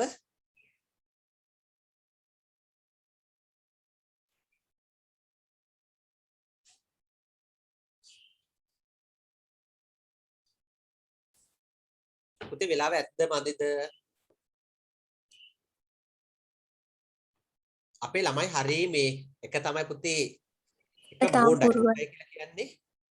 දැන් මේ වැදගත් දේවල් අපි සාකච්ඡා කරන ප්‍රොජෙක්ට් එක තුල ඒ වෙලාවට ළමයි සමහර ළමයි පලායන ඇයි දන්නවද? ඒගොල්ලන්ට වාසනාව නැහැ. දැන් ඒ දරුවෝ හිතන මේ විෂයයේ තියෙන පාඩම් මේකකේ විතරක් ඉගෙන ගත්තාම ඇති කියලා. මම කියන්නේ විෂයයේ තියෙන පාඩම් මේකකේ විතරක් ඇති විභාගේ ලියන්න. හැබැයි ජීවත් වෙන්න හරි රැකියාවක් කරන්න හරි මේක මදි. ජීවත් වෙන්න හරි රැකියාවක් කරන්න හරි එතනින් එහාට අපි යන්න ඕනේ. එතනින් එහාට ඉගෙන ගන්න ඕනේ. සිලබස් එකකින් චුට්ටක් එළියට ගිහිල්ලා ජීවිතය ඉගෙන ගන්න ඕනේ. හරි. මම ඒ දකින්නේ එහෙම මම දකින්නේ එහෙම. ඒක සමහරට වැරදක් වෙන්න ඇති මම දකින හැටි. දැන් කවුන්ටරේ ඉහළ යනවද නැද්ද? කතා කරන්න පුළුවන් කට්ටිය කතා කරන්න. යනවා ඉහළ යනවා සර්. ඇයි කවුන්ටර් එක ඉහළ යන්නේ මේ වෙලාවේ? කට්ටිය පුරවන. ඒක සබ්මිට් කරපු කට්ටිය එන්නේ වැඩි වෙන හින්දා. දැන් එන්න ආයි මේක අලුතෙන් පුරවනවා. හරි. දැන් කරන්නේ සමීක්ෂණයක්. ඔය මම කරන්නේ සමීක්ෂණයක්. ඉස්සර කාලේ ඔය වගේ සමීක්ෂණයක් කරනවට අහගෙන ඉන්න අනිත් කට්ටිය පුරවන්න කමක් නැහැ. පුරවන කට්ටියකට ඇහෙනවනේ මාව පේන්නේ. ඔය වගේ සමීක්ෂණයක් කරන්න ඉස්සර කාලේ තිබුණේ පත්‍රිකා කියලා කියන්නේ කඩදාසි. මම කියන සමීක්ෂකයා ප්‍රශ්නාවලියක් හදලා ඉලක්ක කණ්ඩායම හොයාගෙන ගිහිල්ලා එයාලට කියලා එක පුරවගෙන පුරවගෙන ආපු එක විශ්ලේෂණය කරන එක තමයි අපි ඉස්සර කරේ සමීක්ෂණ හැටියට. රිසර්ච් එකක් හැටියට. එහෙම නැත්නම් එයාලගේ ගෙදරට තැපෑලෙන් යවලා පුරවලා එවන්න කියලා පුරවලා එව්වට පස්සේ අපි පුරවලා එවපු එක විශ්ලේෂණය කරපු එක තමයි. එහෙම නැත්නම් දුරකථන සමාගමක් කරහා අපි දුරකථන කමියුනිකේෂන් එකක් කරා එමතුමක් අරගෙන එයාගෙන් ප්‍රශ්න අහලා පුරවපු එක තමයි කළේ. නවීන තාක්ෂණය එක්ක මේ සමීක්ෂණ කියන එක ප්ලැට්ෆෝම් එක වෙනස් කරලා තියෙනවා. හැබැයි එතනදී අමතක කරන්න එපා ඒකට සම්බන්ධ වෙන්න පුළුවන් වෙන්නේ පරිගණක දැනුම තියෙන පිරිසකට විතරයි. තාක්ෂණය පොහොර භාවිතාව පිළිබඳව කරන්න යොදා ගන්න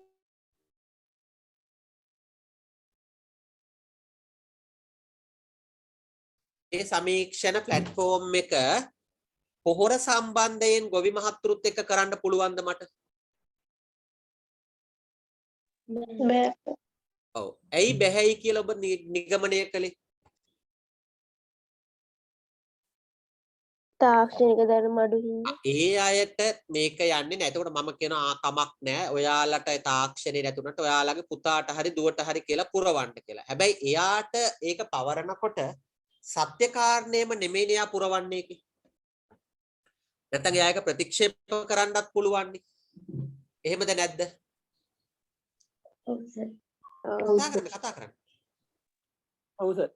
ඔව් සර්. ඉස්ලාම මේ රිසර්ච් කරනකොට නොලෙජ් එක තියෙන්න ඕනේ. ඒ කියන්නේ පරිගණක සාක්ෂරතාවයේ ඒකට ගැළපෙන කණ්ඩායම් එක පමණයි මේ රිසර්ච් එක කරන්න පුළුවන්. හරි. දැන් උන්ට කියලා ගියේ. අද පටන් ගන්නකොට කවුන්ටරේ තිබ්බේ කීයද? 124 සර්. 124ක් විතර තිබ්බේ. 127. දැන් 176ට ඇවිල්ලා තියෙනවා. හරි. හරි. හොඳට දැන් 37යි. හරි. 8යි. හරි. ආයෙ පුරවපු කට්ටිය පුරවන්න එපා දරුවනේ. හරි. දැන් මම මේක රෙස්පොන්ස් කියන එක මම ඔබලා බලනවා. දැන් ඔන්න රෙස්පොන්ස් කියන එක ඔබනවා. එතකොට 179 දෙනෙක් රෙස්පොන්ස් කරලා තියෙන දැන් 80යි. අපි මේක 15ට ගිහිල්ලා බලනවා. හරි. එතකොට මම මෙතන ස්ත්‍රී පුරුෂ භාවයේ විමසුවේ නැහැ. හරි. මම මේ රිසර්ච් ෆෝම් එකේ පළවෙනි ප්‍රශ්නේ අහුවේ මොකක්ද? ඔබේ උසස් පෙළ වර්ෂයේ 2021 ළමයි 69ක් පුරවලා තියෙනකොට 2022 දරුවෝ 111 දෙනෙක් පුරවලා තියෙනවා. කොහොමද විශ්ලේෂණය මට වේගෙන් ගන්න පුළුවන් වුණාද නැද්ද? පුළුවන් වුණා සර්. කතා කරන්න. හරි. මේක ඔබ ඉගෙන ගන්න ඕන එකක් ඈ. මේක ඉගෙන ගන්න මේ රිසර්ච් කරන ක්‍රමය ඉගෙන ගන්න. 114ක් දක්වා දැන් ඉහළ ගිහිල්ලා තියෙනවා. ඉරිස නම් 2022 දරුවෝ percentage බලන්න තියෙනවද නැද්ද? තියෙනවා සර්. අපි ඊළඟ ඒවට යනවා. ඊළඟ මම ප්‍රශ්නේ යනවා. ඉදිරියේදී නෑ මම මේක නිකන් මේක ඔයාලා ගැටලුවක් කරගන්න එපා කොයි වෙලාවකත් ඈ. ඉදිරියේ භෞතික පන්ති තුන්ට සම්බන්ධ කැමැති දිගටම යනවා. දිගටම 169ක් ප්‍රකාශ කරලා තියෙනවා මොනවාට සම්බන්ධ වෙන්න කැමතියි කියලාද? ඔන්ලයින් පන්තියට. භෞතික පන්තියට සම්බන්ධ වෙන්න කැමති පිරිස 100ට කීයක්ද? 31යි. දැන් ඕක මම කියන මතයක්ද නැත්නම් ඔයාලා කියන මතයක්ද? අපි කියන මතයක්. ඔන්ලයින් කාල සීමාව තුල සඳහා පන්ති සහභාගී වූ විෂයන් වලට අදාළව 185 දෙනෙක් රෙස්පොන්ස් කරලා තියෙනවා. ඔන්ලයින් පන්ති වලට 5000 යනවා 3600 මේ එක එක ළමයාට යන ගණන් මේ ළමයි සඳහන් කරලා තියෙනවා. හරි මේ පේනවද? දැක්ක නේද ඒගොල්ලෝ කියලා තියෙන කතන්දරේ? ඔව් සර්. මේ මේ බලන්න. එක එක ගණන් කියලා තියෙනවා. සමහර කට්ටියට රුපියල් 6200 යනවා ඔන්ලයින් කාලේ. 5800 යනවා. 5650යි. ගානට මේගොල්ලෝ හදලා කියලා තියෙනවා. සමහර කට්ටියට 10000 ගිහිල්ලා තියෙනවා. පේනවද? ඔව් සර්. හරි හරි. එතකොට දැන් ඔය මගේ හිතලුවක්ද මම කියපු එකක්ද? නෑ සර්. අපි කිව්ව කතාවක්. අපි තුන්වෙනි එකට යනවා. මම මේක දැන් මං ගත්තා දුරකථන අංකය ගත්තා නේ. ඒකත් ඔන්න මට ඇවිල්ලා තියෙනවා. දැන් එතකොට දුරකථන අංක සියල්ල ඇවිල්ලා තියෙනවා. පේනවනේ? හරි. මං ඒක මුකුත් කරන්නේ නැහැ. ඊළඟට මං අහන භෞතික පන්ති සඳහා සහභාගී වීමේදී පන්ති ගාස්තුවට අමතරව ඔබට ප්‍රවාහනයට ඇඳුම් පැළඳුම් සහ අනෙකුත් ප්‍රමාණයේ වියදම 100ට අඩුව වියදම් ගිහිල්ලා තියෙන්නේ 108යි. 200ට වැඩිව ගිහිල්ලා තියෙනවා 148ක්. 300ට වැඩිනම් ගිහිල්ලා තියෙනවා sorry සමාන percentage කිව්වා 100ට වඩා 8.5යි සමා වෙන්න 100ට වඩා 8.5යි 100ට අඩුවෙන් 8.5යි 100ට වඩා 19.1යි 200ට වැඩි 125ක් ගිහිල්ලා තියෙනවා. හරිද? ඒත් එක්කම ආයි බලන්න වැඩියෙන්ම ගිහිල්ලා තියෙන රුපියල් 200ට වඩා වැඩි වියදම. ඊළඟට රුපියල් 500ට වඩා වියදම් වෙච්ච කට්ටියක් ඉඳලා තියෙනවා. ඒගොල්ල 122ක්. හරිද? එතකොට 2500කට වගේ වියදමක් ගිහිල්ලා කට්ටිය ඉන්න එක්කෙනෙක් ඉඳලා තියෙන එක 100.5. හරි. ඊළඟට අපි ප්‍රශ්නයක් අරන් මම ඒක අයින් කරන මේ ප්‍රශ්නේ මට වැඩක් නැහැ. ඒ කියන්නේ මට වැඩක් නැහැ. භෞතික පන්ති සම්බන්ධ වීමෙන් පසු ඒ සඳහා සහභාගී වන්නේ පොදු ප්‍රවාහන සේවයෙන් ඇවිල්ලා තියෙන 79ක්. පෞද්ගලිකව ඇවිල්ලා තියෙන 19ක්. පැහැදිලිද? ඔව් සර්. භෞතික පන්ති ආරම්භ වීමෙන් පසු දිගටම ඔන්ලයින් කරනවට කැමති කට්ටිය ඉන්නවා 80ක්. ඔන්ලයින් පන්ති නවතා දමන කට්ටිය ඉන්නවා 101.6ක්. වැඩියෙන්ම භෞතික පන්තියට එන්න කැමැත්තෙන් ඉන්නවා 18ක්. පේනවද සංඛ්‍යා ලේඛනය? ඔව් සර්. ඔන්ලයින් පන්තියට සම්බන්ධ වෙලා දැනුම ලබා ගැනීම. හොඳටම ප්‍රමාණවත් කට්ටිය 61ක් ඉඳලා තියෙනවා. ප්‍රමාණවත් 31ක්. නැති කට්ටිය ඉඳලා තියෙනවා 6.3ක්. කිසි විටක විභාගයේ සමත් වෙන්න ප්‍රමාණවත් නැති කට්ටිය අපේ ඩේටාබේස් එකකින් ඉඳලා තියෙනවා සමස්තයෙන් ළමයි දෙන්නෙක් ඉඳලා තියෙනවා 189 දෙනාගෙන් ළමයි දෙන්නෙක් ඉඳලා තියෙනවා. ඒක 101.1. ඊළඟට මම අදහස් ලියන්න කියලා තියෙනවා. අදහස් ඔයාලට මම පෙන්වන්න ඕනේ. මේ අදහස් ලියපු කට්ටියගේ අදහස් ටික මට ඇවිල්ලා තියෙනවා. ඔය මොකක්ද මම දැන් කළේ ඔබට?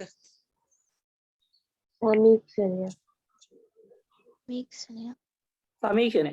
දැන් තේරෙනවද සමීක්ෂණ කියන්නේ? ඔව් කතා කරන්න ලැජ්ජ වෙන්න එපා කතා කරන්න. තේරෙනවා. ඔව් තේරෙනවා. තේරෙනවා. හරි. ඕන මම දැන් තව එකක් පෙන්වන්න යනවා මැජික් එකක් ඈ. මැජික් එකක් පෙන්වන්න. මෙතන මේ කොළ පාට පොඩි කොටුවක් පෙන්නන මවුස් එකේ පොයින්ට් එක තියෙන තැන. පේනවද? මම ඒක ඔබට ඈ.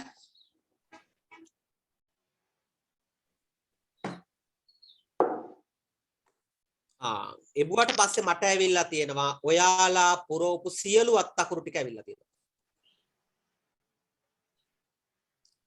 දැක්කද ඔයාලා පුරවපු සියලු අත්තකුරු ටික මට ඇවිල්ලා තියෙනවා. ඔව් සර් දැක්කා. ඔව් සර්. දුවේ පුතේ දැක්කද? ඔව් සර්. සියලු අත්තකුරු ඇවිල්ලා තියෙනවා බලා ගන්න ඈ. මේ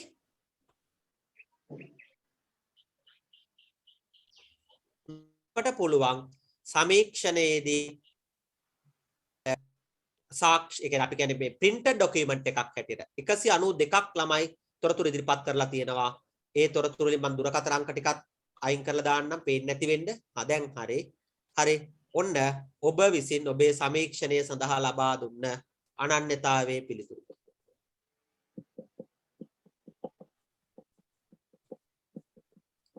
හරි. මේ පිළිබඳව ඔබ කලින් දැනන් හිටියාද මෙහෙම කරන්න පුළුවනි කියලා? ඔව් සර්. කරලා තියෙනවාද? ඔව් සර් කරලා තියෙන අපේ බාලදක්ෂ වලට. බාලදක්ෂ වලට කරලා. හරි. පුතේ දුවේ ඉස්සරලාම දැන් ඔන්න ආයිත් අහගන්න.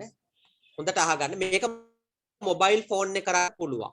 මොබයිල් ෆෝන් එකේ තියෙනවා අහගෙන ඉන්න මොබයිල් ෆෝන් එකේ තියෙනවා Google Form කියලා පොඩි ඇප් එකක්. ඒ Google Form app එක ඕපන් කරගෙන අපිට ප්‍රශ්නාවලියක් හදන්න පුළුවන්. පැහැදිලිද? ඉස්සෙල්ලාම ඔයාලා අහගෙන ඉන්න ඕනේ. ඉස්සෙල්ලාම කරන්න ඕනේ Google Form කියන app එක Play Stores වලට ගිහිල්ලා download කරගන්න එක. ඒ download කරගත්තට පස්සේ ඒ සමීක්ෂණ පත්‍රිකාව සමීක්ෂණ පත්‍රිකාව පුතේ නිකන් හදන්න බෑ. සමීක්ෂණ පත්‍රිකාව හදන්න ඇත්තටම දැනුමක් ඕන. දැනුමක් කියලා කියන්නේ රිසර්ච් එකක් කරන අරමුණ මොකක්ද කියලා තියෙනවා. ඉලක්ක කණ්ඩායම කවුද කියලා දැනගන්න ඕනේ. ඒ ඉලක්ක කණ්ඩායමට ඒක යොමු කරාට පස්සේ අපි පෙළඹවීමකින් තොරව තොරතුරු ගන්න ඕනේ කියලා දැනගන්න ඕනේ. ඒ අරගත්තට පස්සේ අපි විශ්ලේෂණයකට එන්න ඕනේ. හරි. ඇයි මම ඔය විශ්ලේෂණය කරේ කියලා මම දැන් කියන්නද නිකන්? ඇයි විශ්ලේෂණය කරේ කියලා කියන්නේ? භෞතික පන්ති පටන් ගත්තාම මම භෞතික පන්ති පටන් ගන්නවා. හැබැයි ඔන්ලයින් එක දැන් මට නවත්තන්න පුළුවන්ද බැරිද කියලා බලන්න තමයි මම මේක කරේ. දැන් ඔබ මොකද මං ගැන කියන්නේ? අපට ඔන්ලයින් පන්ති නවත්තන්න පුළුවන්ද? එත්ම බෑ. හරි දැන් මම වැරදි විනිශ්චයක ඉඳලා මම උපකල්පනය කර මම රිසර්ච් එකක් කරලා නැහැ. රිසර්ච් එකක් කරන්නේ මම ඔන්ලයින් එකට මමත් කැමති නෑ මටත් ඒක මාරවදයක් මම ඔන්ලයින් නවත්තනවා මම හරි තීරණයක් දරන් තියෙන්නේ වැරදි ඊළඟ කාරණය තමයි භෞතික පන්ති පටන් ගැනීමේදී දැන් මම මේ වෙනකොට තක්සේරුවකට එළඹෙනවා අපිට කොච්චර අවකාශයක් ඕනද කියලා ඉස්සර තිබිච්ච අවකාශය අපට ඕන වෙයිද නෑ සර් ඉස්සර තිබිච්ච අවකාශය ඕන වෙන්නේ නෑ අපට ඇයි අවකාශය ඕන වෙන්නේ නැත්තේ ළමයිගෙන් යම් ප්‍රමාණයක් භෞතික පන්ති වලට සහභාගී වෙන එක ප්‍රතික්ෂේප කරනවා. ඒගොල්ලන්ගේ තියෙන ආර්ථික ප්‍රශ්න වෙන්න පුළුවන්. ඒගොල්ලන්ගේ තියෙන ආරක්ෂාව පිළිබඳ ප්‍රශ්න වෙන්න පුළුවන්.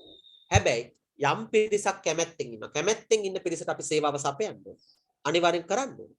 හැබැයි ආයි ගැටුමක් එනවා. ආයි ගැටුම තමයි භෞතික පන්තිය සහ ෆිසිකල් පන්තිය ක්ලෑෂ් වෙනවා. අද සෙනසුරාදා මම 8 වෙනකල් පන්ති කළොත් උදේ 6 ඉඳන් 8 වෙනකල් පන්ති කළොත් 8 මාරට ඔබට ෆිසිකල් පන්තියකට යන්න තිබ්බොත් දැන් ඔබට මොකද වෙන්නේ? අන්න ප්‍රායෝගික ප්‍රශ්නයක් එන අපිට ආයෙත් විසඳ ගන්න ඕනේ. එනවද නැද්ද මේ ප්‍රශ්නේ? අනිවාර්යෙන් එනවා සර්. ඇයි දැන් අන්න සමීක්ෂණ කරන්නේ පුතේ මාධ්‍ය ශාස්ත්‍රයේ දැන් මේ ගුරුවරයා හැටියට හිතන්න එපා. ඔයාලා හිතන්නේ මීඩියා ෆීල්ඩ් එකේ බඩුවක් විකුණ ගන්න. මීඩියා ෆීල්ඩ් එකේ ඇඩ් එකක් හදන්න. මීඩියා ෆීල්ඩ් එකේ වැඩසටහනක් ලොන්ච් කරන්න. මීඩියා ෆීල්ඩ් එකේ ඉලක්ක කණ්ඩායමකට අදාළව වැඩසටහනක් ඩිසයිඩ් කරන්න. අනිවාර්යෙන් රිසර්ච් කරන්න ඕනේ. ඔබ හිතනවාද කාට හරි ජනප්‍රිය වෙන්න පුළුවන් කියලා මේ කාර්තුව තුල සතියේ දවස් 5 9:30 බෙල්ට් එකට අලුත් වැඩසටහනක් කරලා ජනප්‍රිය වෙන්න පුළුවන් කියලා ඔබ හිතනවාද මේ කාර්තුව තුල?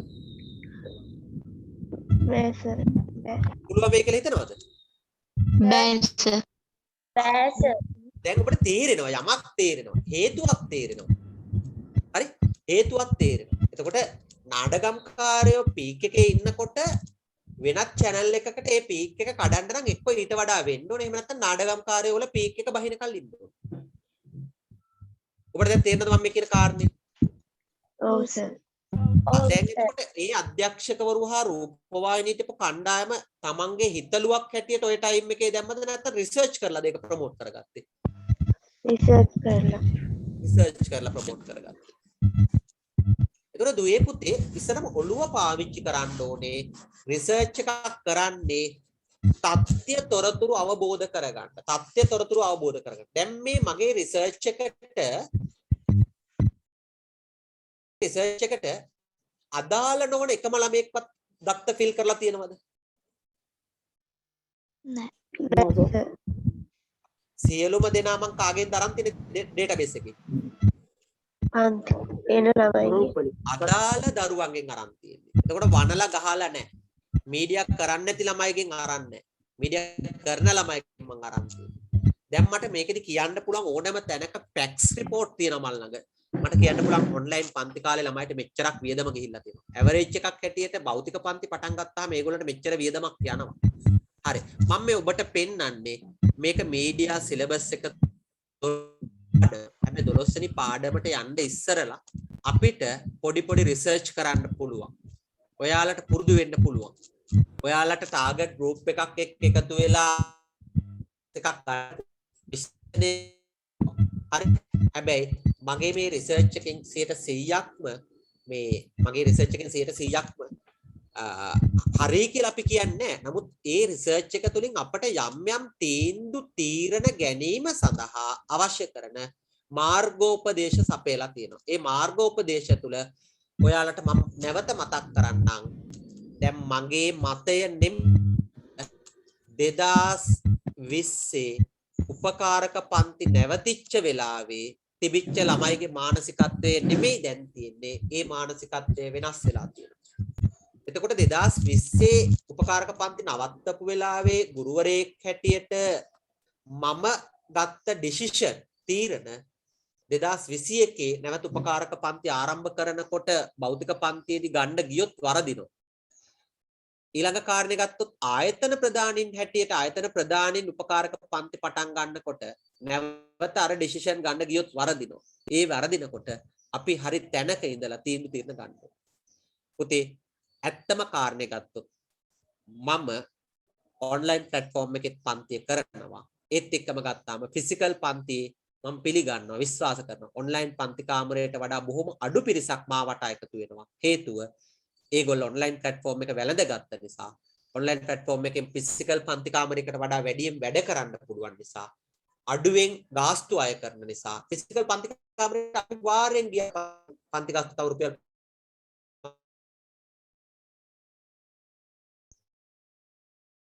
නැද්ද?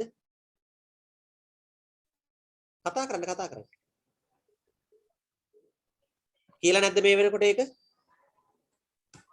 දරුවනේ කියලා තියෙනවා සර්. ඔන්ලයින් ඔව් ෆිසිකල් පන්ති කාමරයක භෞතික දේපල නඩත්තු කරන්න යන මුදල් අපි වැය කරන්න වෙනවා. ඒක අනිවාර්යෙන් ඒක මට කරන්න බැහැනේ. ඒකට ඔබ දායකත්වය දක්වන්න. මොකද ඔබ මේ පහසුකම් භුක්ති විඳිනවා නම් ඔබ ඒකට දායකත්වය දක්වන්න ඕනේ. කරන්න දෙයක් නැහැ. ඒතකොට මම මේ දැන් අඩු කරලා තියෙන්නේ ඇයි? අඩු කරලා තියෙන්නේ ෆිසිකල් පන්ති කාමරයක් නොවන නිසා. හරි. අන්න ඒ වගේ තීරණ අරගෙන කරනකොට මේ භූමිකාව යලි වෙනස් වෙනවා. අපි ඔන්න ඔය සඳහා තමයි පුතේ රිසර්ච් කියන ඒවා පාවිච්චි කරන්නේ. මම හිතනවා අපේ දුවල පුතාලට සමීක්ෂණ කියන එකේ අවශ්‍යතාවය, සමීක්ෂණ කියන එකේ වැදගත්කම, සමීක්ෂණ කරන්න ඕනේයි කියන එක තේරුම් ගන්න පුළුවන් කියලා. ඔන්න මම ආයිත් ඔබට පෙන්නන්නම්. ඕනේ නම් මේ සමීක්ෂණය පේනවා ඇති. මේ සමීක්ෂණය මෙන්න සමීක්ෂණ වාර්තා. දැන් මේ එකක්වත් මම සංඛ්‍යාලයකට වෙනස් කරලා නැහැ. මේ සියල්ල ඔබ විසින් ලබා දෙන ලද තොරතුරු.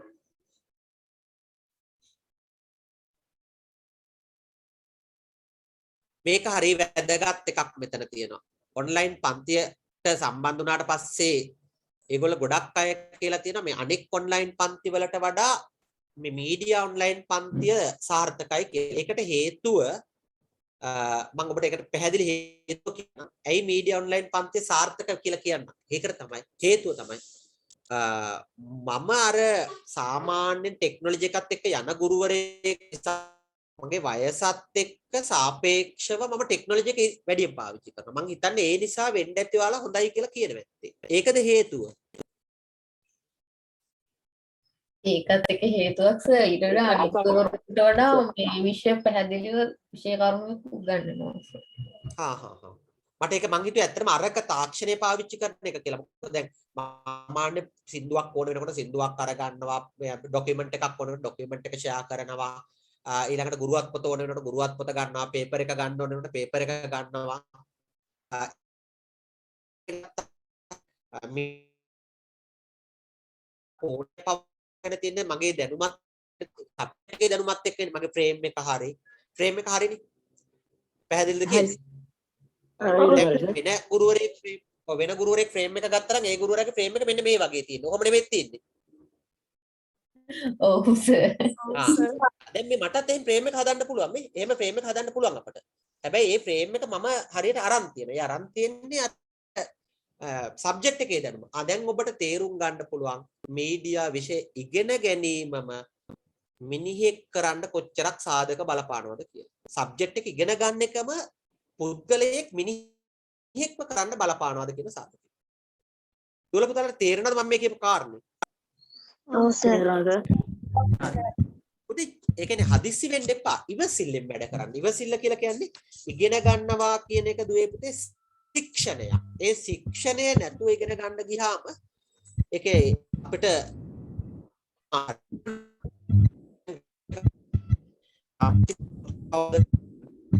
අයුන කණ්ඩායමට ඔබට බොහොම ස්තුතියි. පළවෙනි කාරණේ. අනේ සර් කැඩි කැඩි කැඩි නෑනේ සර්.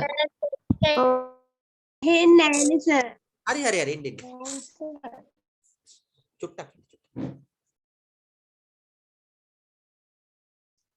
කොහොමින්ද?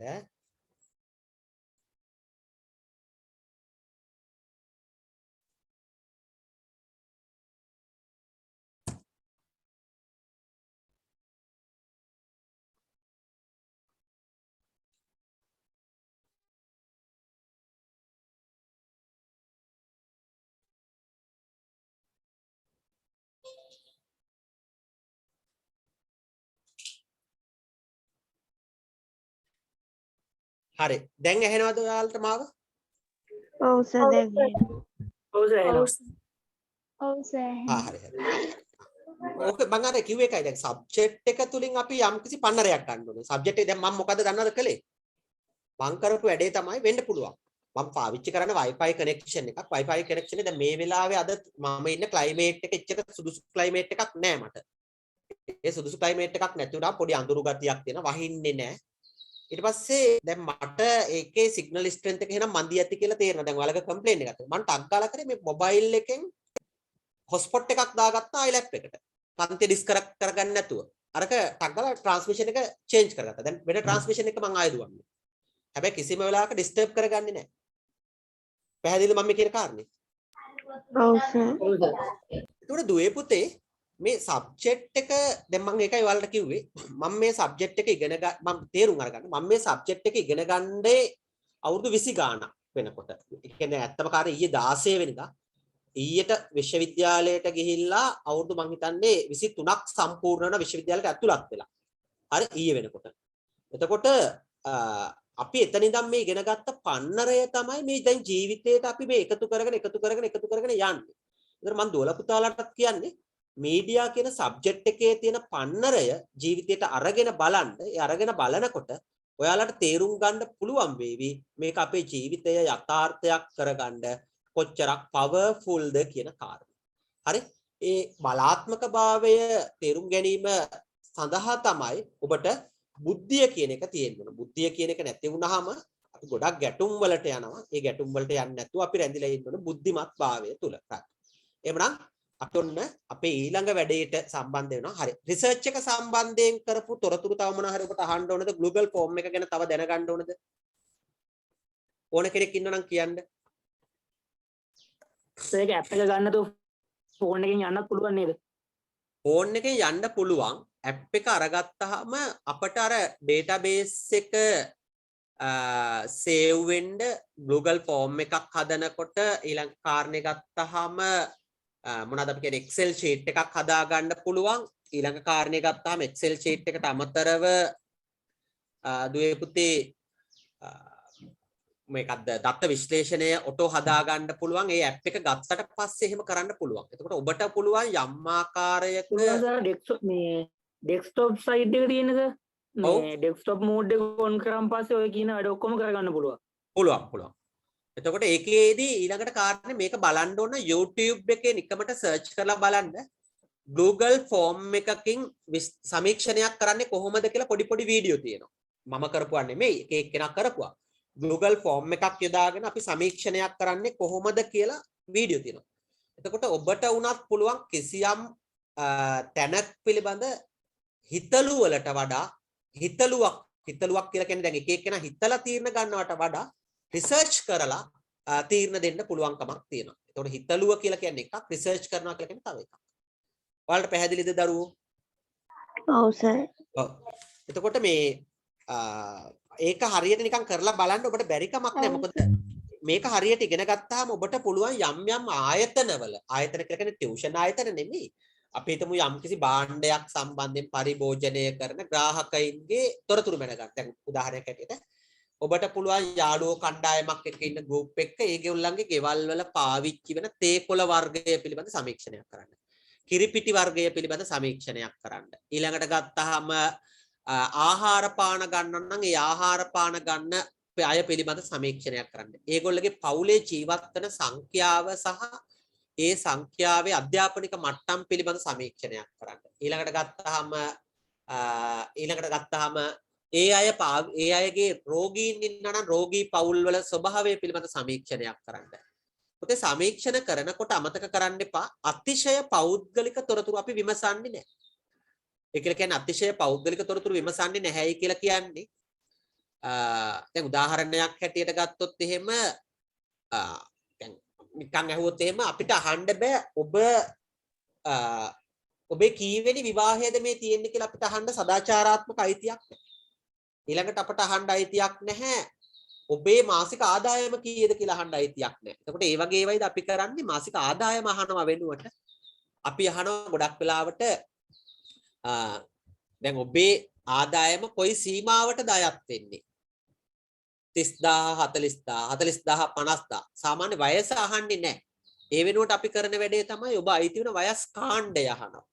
ඊළඟට ගත්තාම අධ්‍යාපන සුදුසුකම් අහන්නේ නැහැ. අහන්න නැති වුණාම අපි අහනවා ඔබ සාමාන්‍ය පෙළ සමත්, සාමාන්‍ය පෙළ දක්වා, සාමාන්‍ය උසස් පෙළ සමත්, විශ්වවිද්‍යාල, ඩිප්ලෝමා, උපාධි, විශේෂ උපාධි. එහෙම කාණ්ඩයක් අහලා ඒක ටික් කරගන්න ඇරෙන්න. අර ඔළුවට ගහලා පොල්ලෙන් ගහනවා වගේ ප්‍රශ්න අහන්නේ දරුවෝ. එහෙම ප්‍රශ්න අහන්න යන්නේ නැහැ. හරි. සමීක්ෂණ කරන පාඩම ඉගෙන ගන්න. ඒ සමීක්ෂණ පාඩම ඉගෙන ගත්තාම හරි ලේසි. මම නිකමට කියන්නේ ඔයාලා කැමති නම් ඔය යාළුවෝ 5 දෙනෙක් 6 දෙනෙක් එක්ක එකතු වෙලා හරි නැත්නම් ඔයාලා ඉන්න ෆ්‍රෙන්ඩ් ගෲප් එකකට නෑ සර් අහන්න. ෆ්‍රෙන්ඩ්ස්ලා ඉන්න ගෲප් එකකට රිසර්ච් ෆෝම් එකක් දාලා නිකන් බලලා දාන්න. එතකොට ඔයාලට පොඩි අත්හදා බැලීමක් කරන්න පුළුවන්. හරි. මම මේ කරපු රිසර්ච් එකේ තොරතුරු ඊයේ රාත්‍රී මම ඒක කියන්නම්. ඊයේ රාත්‍රී ප්‍රධාන පුවත්පත් ආයතනයකට පවා ලබා දෙනවා. ඒ ප්‍රධාන පුවත්පත් ආයතනයකට ලබා දෙන්න හේතුව මේ ඔයාලගේ පෞද්ගලික තොරතුරු දෙන්නේ නැහැ. මම මෙතන දෙන්නේ ඩේටාබේස් එකේ මම ඇනලයිස් කරපු ටික දෙනවා. ඒ ඇනලයිස් කරපු ටික දෙන්නේ මගේ හිතවත් එක්කෙනෙක් මට ඉල්ලීමක් කරලා තිබුණා මේ සම්බන්ධයෙන් ළමයිගේ මතවාදය කොහොමද කියලා මට හොයලා දෙන්න කියලා. එතකොට මම එයාට ෆැක්ස්ම දුන්නා ඒ ටික. ඊළඟට ශ්‍රී ජයවර්ධනපුර විශ්වවිද්‍යාලයේ සමාජ විද්‍යා අධ්‍යනාංශයේ දැනට ජ්‍යෙෂ්ඨ මහාචාර්ය ධුරයේ ඉන්න මයුර සමරකෝන් මහත්තයාටත් මම ඊයේ රෑ මේ ටික ඊයේ රාත්‍රී ලැබිච්ච තොරතුරු ටික මම එයාට ෆෝවර්ඩ් කරලා තියෙනවා. ඒ ලැබිච්ච තොරතුරු ගත්තාම එයාත් ඒක ඇනලයිස් කරන්න, ඒ කියන්නේ එයා මීට වඩා විධිමත් රිසර්ච් එකක් කරන්න මේ රිසර්ච් එකේ ඩේටා කියලා කියන්නේ මේ සංඛ්‍යා ලේඛන සහ ක්වෙස්චනර් එක ප්‍රශ්නාවලිය ගන්නවයි කියලා කිව්වා. හරි. ඔන්න ඔය වගේ කාරණා තියෙනවා. දැන් ඔබට පැහැදිලි මේ රිසර්ච් කියන එකේ භූමිකාව. අපේ පාඩම. මීඩියම් මරු එක අතකින් බලලා යනකොට නේ නැද්ද? ඔව් සර්. ඒ කියන්නේ දැන් සබ්ජෙක්ට් එකේ තියෙන ජොලිය බලන්නකො නිකන් ගත්තාම. ඒතකොට මේක මේ විභාගෙට ලියන්න දෙන පාඩමක්. දැන් ඔන්ලයින් රිසර්ච් කරන එක නෙමෙයි. සමීක්ෂණ කියන එක විභාගෙට ලියන්න තියෙන පාඩමක්. හරි. අපි ඒ ගැන දීර්ඝ වශයෙන් කතා කළා. මම ඔබට කිව්වනේ වැදගත් දෙයක් කතා කරනවා කියලා. හරි. දෙවෙනි පාඩම. නිබන්ධ මං හිතන්නේ බොහෝ දෙනෙකුට හම්බ වෙලා ඇත්තේ. නිබන්ධ හම්බ වෙලා නැත්නම් මට WhatsApp වලින් මැසේජ් එකක් දාන්න හෙට දිනේ අද නිවාඩු හෙට දිනේ ඇතුළත හොයලා ඒක ලබා දීමට කටයුතු කරනවා. ෆෝවර්ඩ් කරනවා. ඒතකොට නිබන්ධ ඔන්ලයින් ගෙන්වා ගැනීම හරහා ඔබට ඉක්මන් සේවයක් ලබා ගන්න පුළුවන්. සාමාන්‍ය මාසෙ මුලින්ම ගෙවුවා නම් දවස් 3ක් වගේ ඇතුළත ටග්ගලා අපි දන්නා හම්බ වෙනවා කියන එක දන්නවා. හරි. එහෙමනම් යම් ආකාරයක දෝෂයක් වෙලා තියෙනවා නම් අපි ඒවටත් විසඳුම් ලබා දෙනවා. මාතෘකාව පුතේ අංක 2 දෙවෙනි පාඩම ඔබ දන්නවා. sannivedana හඳුනා ගැනීම කියන පාඩම් මේකේ තියෙන්නේ. ඒකේ අපි අතුලත් කරගත්ත මාතෘකාව තමයි sannivedanaයේ ස්වභාවය, sannivedana නිර්වචන, sannivedanaයේ කාර්යයන් කියන පාඩම් එකක තුනයි තියෙන්නේ. තාමත් ලඝු පාඩම් එකක තුනක් තියෙන්නේ. ඇත්තටම මට ඒක දරුවන්ට උගන්වන්න මදි වගේ දැනෙනවා. ඒ නිසා ලොකුවටම මම දාලා තියෙන අතිරේක කියලා මෙන්න මේ වගේ අතිරේක කියලා ඔයාලා දැනගත යුතුම කියලා මම අදහස් කරන මේ පුවත්පත්වල තියෙන ප්‍රවෘත්ති හඳුනා ගැනීම. එතකොට මේක සිලබස් එකෙන් පිටයි. නමුත් සිලබස් එකට ඕනේ දෘඪ පුවත් සහ මෘදු පුවත්, ප්‍රවෘත්තියක තියෙන වටිනාකම, තොරතුරු මූලාශ්‍ර, ඍජු වාර්තාකරණය, නිර්මාණාත්මක වාර්තාකරණය, ප්‍රවෘත්ති වාර්තාකරණය, නිර්මාණාත්මක රචනය කියන ටික දරුවන්ට උගන්වනවා. මොකද මේක සිලබස් එකේ සංස්කාරක වැකිය විශේෂාංග ගැන මේක සිලබස් එකේ ඉගෙන ගන්න නැති එක දරුවෙක්ට වෙන අපරාධයක් කියලා මට හැඟෙනවා. මොකද මේ අතර ඉන්න පුළුවන් තමන්ගේ ජංගම දුරකථනය පාවිච්චි කරලා නිවුස් කරන දරුවෝ. එතකොට මේ දරුවන්ට වෘත්තීමය ජීවිතයට මාර්ගෝපදේශනයක් හැටියට මගේ තියෙන දැනුම් සම්භාරයත් පාවිච්චි කරලා ඒ දැනුමත් අරගෙන ඔබට මේ ප්‍රවෘත්ති සම්බන්ධයෙන් පුවත්පත ගැන, පුවත්පත හඳුනා ගැනීම, ප්‍රවෘත්ති වාර්තාකරණය සහ පුවත්පතේ අන්තර්ගතය ගැන දේශනයක් එතන දාලා තියෙන එක ඉගෙන ගන්න එක සිලබස් එකට වඩා වටිනවා කියලා මම විශ්වාස කරනවා. ඒත් එක්කම දැන් බලා ගන්න මේක තමයි පාඩම sannivedanaya හඳුනා ගැනීම. වර්තමානයේ ජනමාධ්‍ය මුල් කොට ගනිමින් ලෝකයේ පවතින sannivedana ක්‍රියාදාමයේ පිළිබඳ විමර්ශනයේදී අනාවරණය වන්නේ එය දීර්ඝකාලීන විකාශනයක ප්‍රතිඵලයක් බවය. හරි ඒක 아무තු දෙයක් නෙමෙයිනේ. වර්තමානයේ ජනමාධ්‍ය මුල් කොටගෙන ලෝකයේ පවතින sannivedanaya විමසා බලනකොට ඒක දීර්ඝකාලීන ක්‍රියාදාමයක ප්‍රතිඵලයක්. ඒකට කාර්මික විප්ලවයේ සිට වයර්ලස් ලෝකය, රැහන් රහිත ලෝකයක් බිහිවීමේ සිට ඒ සියල්ල හරහා අද තියෙන මේ අපි පාවිච්චි කරන භෞතික පන්ති කාමරයක් දක්වා ගලාගෙන ඇවිල්ලා තියෙන්නේ දීර්ඝකාලීන sannivedana විකාශනයක ප්‍රතිඵලයක්. මානව sannivedanaya ආරම්භ වී බොහෝ කාලයක් ගත වුවද sannivedana විෂයක් ලෙස අධ්‍යයනය කිරීම ආරම්භ වෙලා තියෙන්නේ කෙටි කාලයක්. අපි ඒකත් දන්නවා. මානව sannivedanaya ගැන අපි මෙච්චරක් විතර දිගට ඉගෙන ගන්නකොට sannivedana විෂය පිළිබඳ අපි ඉගෙන ගන්න ඔච්චරක් විතර කොටසක්. මානව sannivedanaya තවත් ඕනනම් මීට වඩා දිගයි කියලා අපි කියනවා. හැබැයි sannivedana අධ්‍යයනය කියන එක 1940 පස්සේ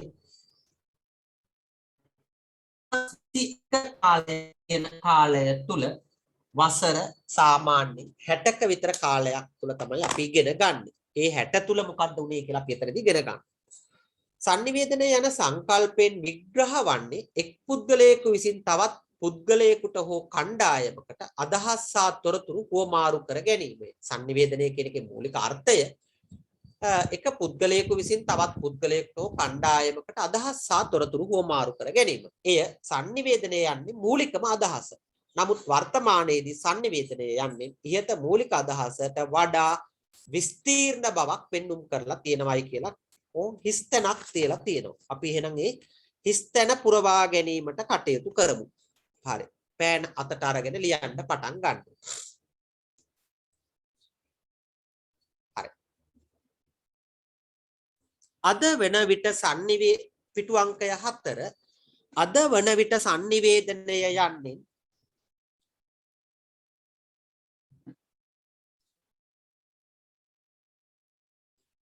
එක් පාර්ශවයක් තවත් පාර්ශවයකට එක් පාර්ශවයක් තවත් පාර්ශවයකට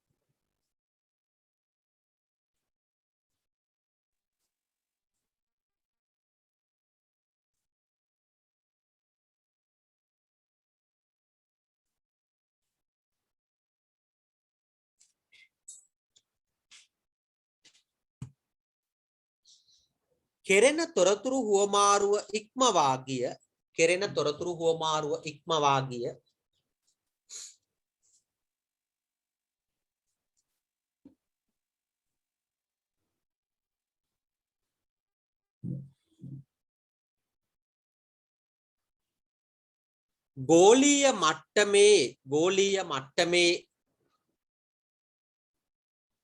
ගෝලීය මට්ටමේ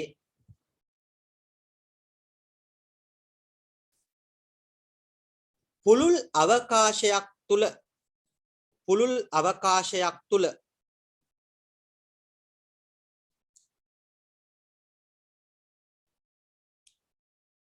ක්‍රියාත්මක වන්නට සිදුව තිබේ.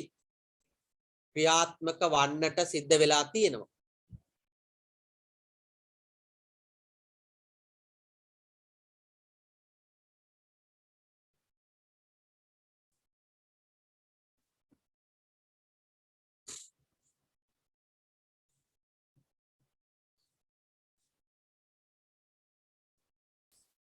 එමෙන්ම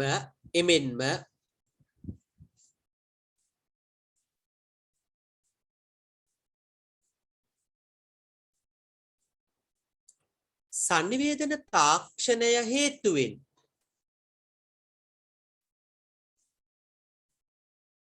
sannivedana තාක්ෂණය හේතුවෙන්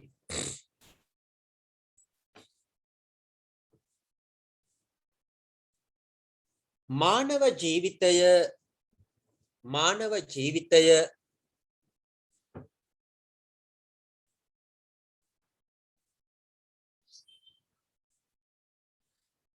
ඇදහිය නොහැකි තරම් විපරිවර්තනයකට ලක්ව ඇත.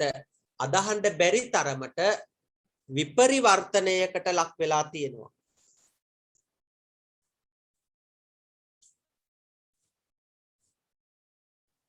හරි. අදහා ගන්න බැරි තරමට විපරිවර්තනයකට ලක් වෙලා තියෙනවා.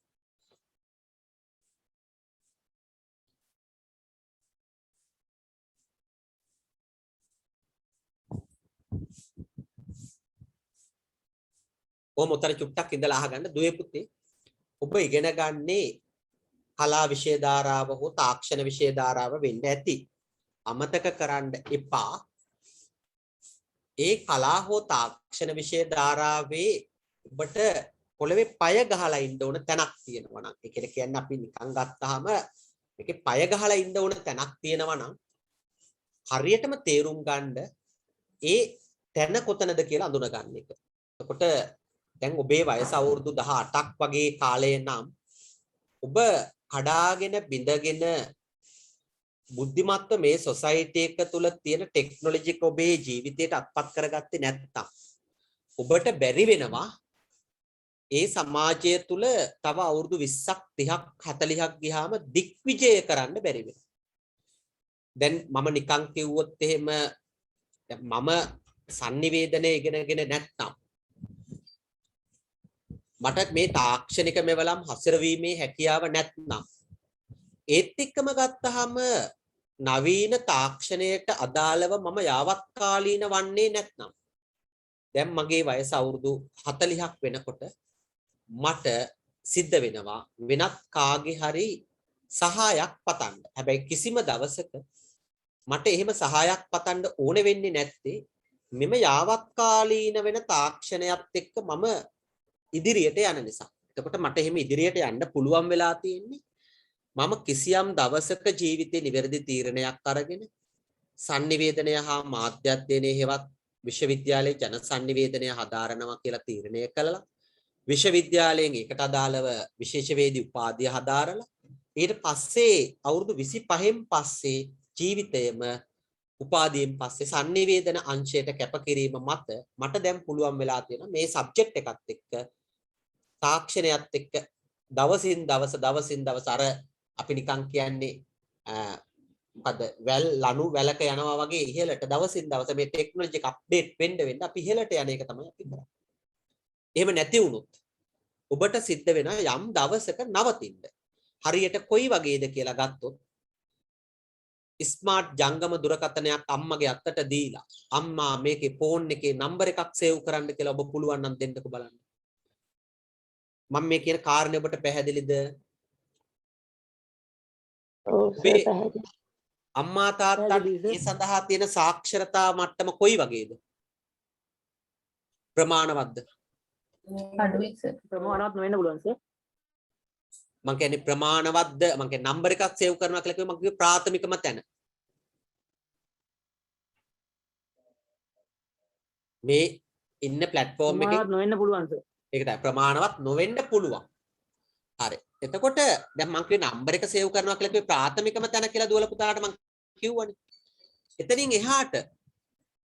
එතනින් එහාට ලින්ක් එකක් එව්වහම YouTube එකට ගිහිල්ලා ඒක බලන එක. Google form එකක් එව්වහම ඒකට data submit කරන එක. ඊළඟට ගත්තාම online application එක තියෙනවා ඒක පුරවලා විභාග අයදුම් පත්‍ර ඉල්ලුම් කරන්න කියන එක. ඊළඟට ගත්තාම අනාගතේ මං වගකීමෙන් කියනවා ලංකාවේ hospital පද්ධතියේ මේ ඉන්න දුවලා පුතාලට තරහ වෙන්න එපා. එහෙම කිව්වට ආඩම්බර වෙන්නත් එපා. දරුවන්ගේ ක්ලිනික් එකට යනකොට ඒ කියන්නේ ඔබ විවාහපත් වෙලා පළවෙනි දරුවා ලැබෙන්න ක්ලිනික් එකට යනකොට ඔන්ලයින් තාක්ෂණය ඔස්සේ midwife application එකක් එවනකොට ඒක පුරවන්න වෙනකොට තරහ වෙන්න එපා මේ කියන කාරණේ. ක්ලිනික් ගිය දවසේ ඉඳන් සියල්ල අලුතෙන් හොස්පිටල් එකේ database එකට ඇතුළත් වෙනකොට ඔබ ක්ලිනික් යන්න පටන් ගත්ත දවසේ ඉඳන් ඔබ බීපු බෙහෙත් එක ඒ database එකේ සඳහන් වෙනකොට අනාගතේ ඔබ ලංකාවේ කොහේ හරි ස්පිරිතාලයකට ගිහිල්ලා බෙහෙත් ගන්න යනකොට ඔබට වෙන් වෙලා තියෙන පාස්වර්ඩ් එකක් ඩෙන්ටිටි එකක් කියනකොට ඒ ඩෙන්ටිටි එක නැත්නම් හැඳුනුම්පත් අංකය ගහලා දොස්තර මහත්තයා හැඳුනුම්පත් අංකයෙන් ඔබේ හිස්ටරි එක බලලා ඔබ ගැන අවබෝධයක් ලබා ගන්නකොට එහෙම කාලයක් උදා වෙන්නේ නැති වේද අනාගතේ? උදා වෙයි. ඕක තමයි වෙන්නේ. ඒකට තව කොච්චර කාලයක් යයි කියලා හිතනවද? වැඩි කාලයක් නැහැ. ඔය පෙරලියට කොච්චර කාලයක් යයි කියලා ඔබ හිතනවද? දැන් මේ ඔන්ලයින් අධ්‍යාපනයේ පෙරලියට ගියපු කාලවකවානුවත් එක්ක අරකට යන කාලය එච්චර දුර නෑ නේද?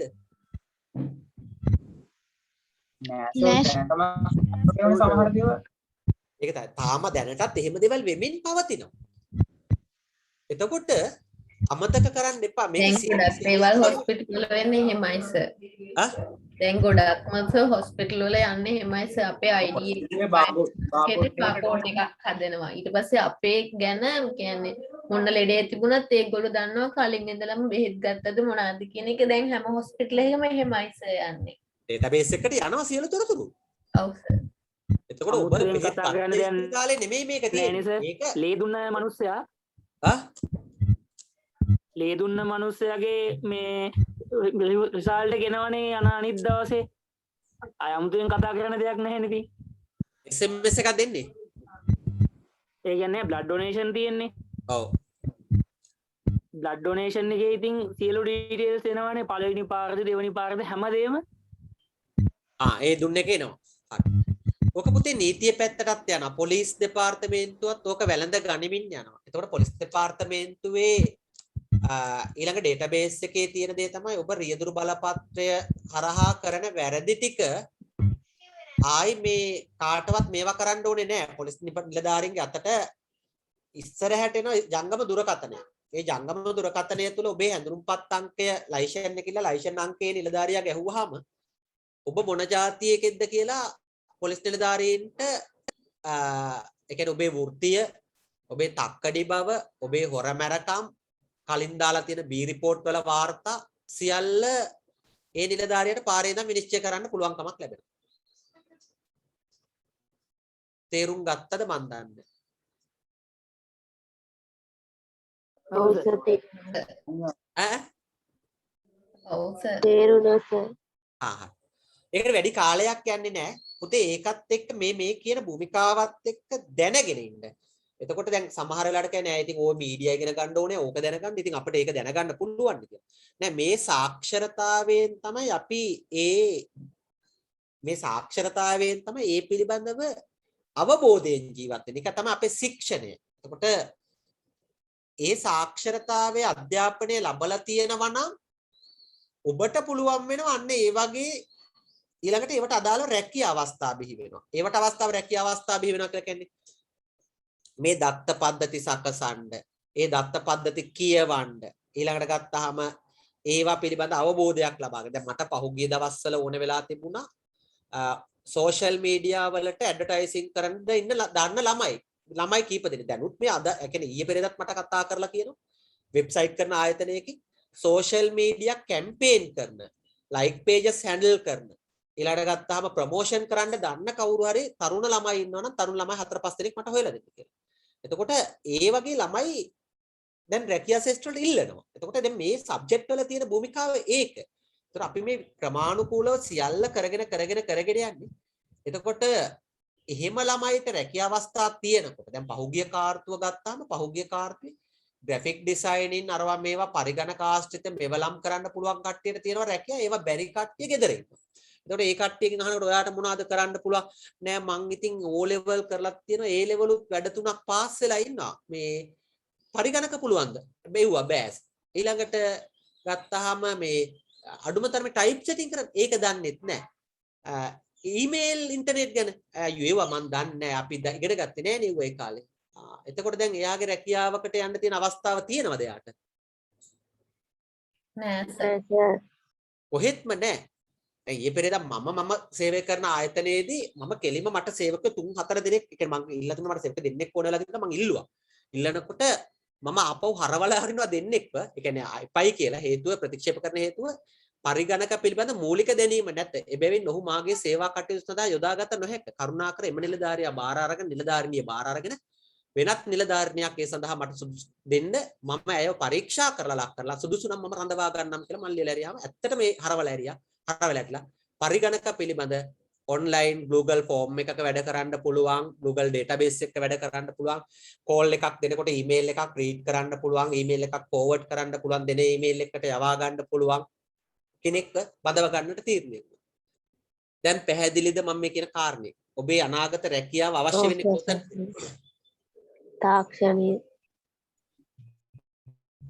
තාක්ෂණේ නැතුව පුතා රැකියාවක ඉන්න බෑ.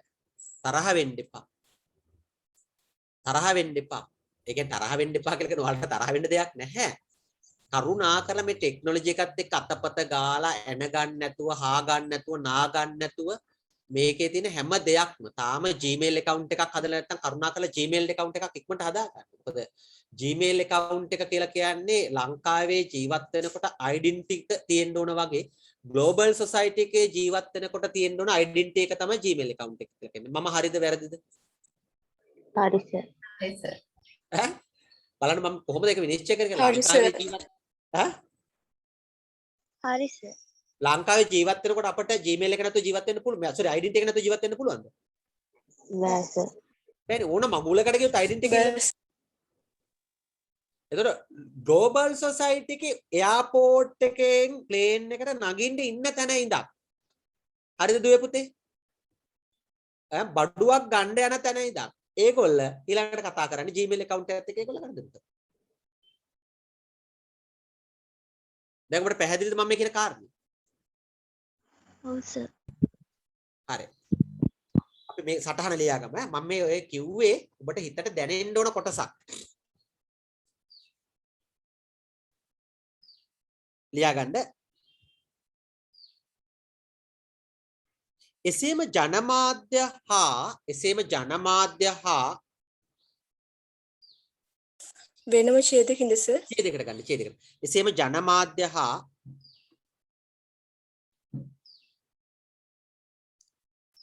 තාක්ෂණික වශයෙන් කරලියට පැමිණි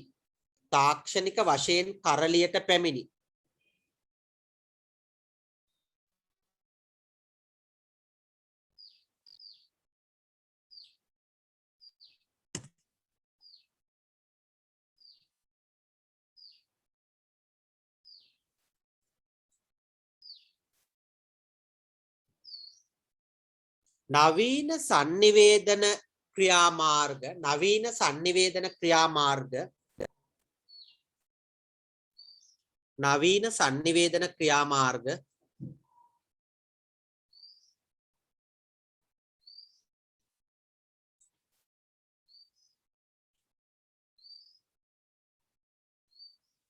ලෝකය පුරා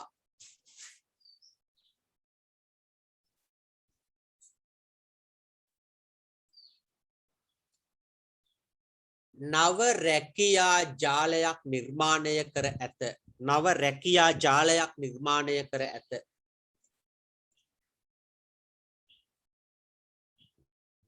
අලුත් රැකියා ජාලයක් නිර්මාණය කරලා තියෙනවා.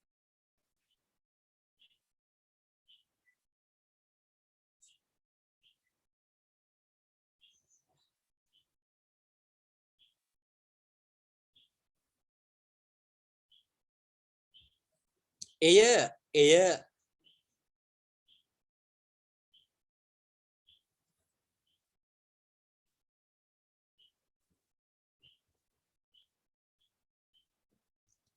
ගෝලීය මානව සමාජය තුළ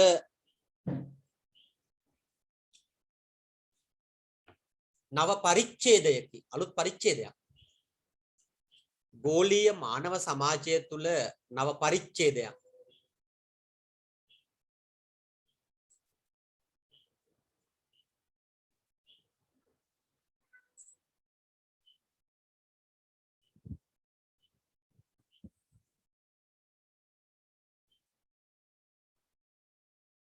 දැන් අර ප්‍රාථමික වහල් වැඩවසම් ධනවාදී සමාජවාදී කියලා ආවා වගේ මේ ගෝලීය සංස්කෘතිය තුළ අලුත්ම පරිච්ඡේදයක තමයි මේ දැන් අපි අවතීර්ණය වෙමින් යන්නේ.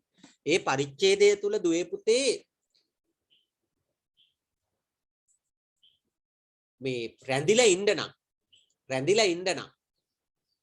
හොඳට අහගන්න තරහ වෙන්න එපා. වේගෙන් වෙනස් වෙන්න වෙනවා. ඒ පරිච්ඡේදය තුළ එක්කෙනෙකුට අවුරුදු 5කට වඩා රැඳිලා ඉන්න බෑ එක තැනක. කන්වර්ට් වෙන්න ඕනේ.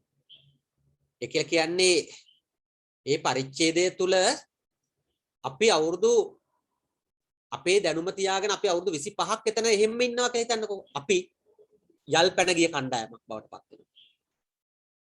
ඒ පරිච්ඡේදය තුළ අවුරුදු දෙකෙන් තුනෙන් අපි වෙනස් වෙලා ඉදිරියට යන්නම වෙනවා. කරන්න දෙයක් නැහැ. දැන් අපි මෙහෙම කල්පනා කරමු. තරහ වෙන්න තේරුම් ගන්න. ඔබ ව්‍යාපාරයක් හැටියට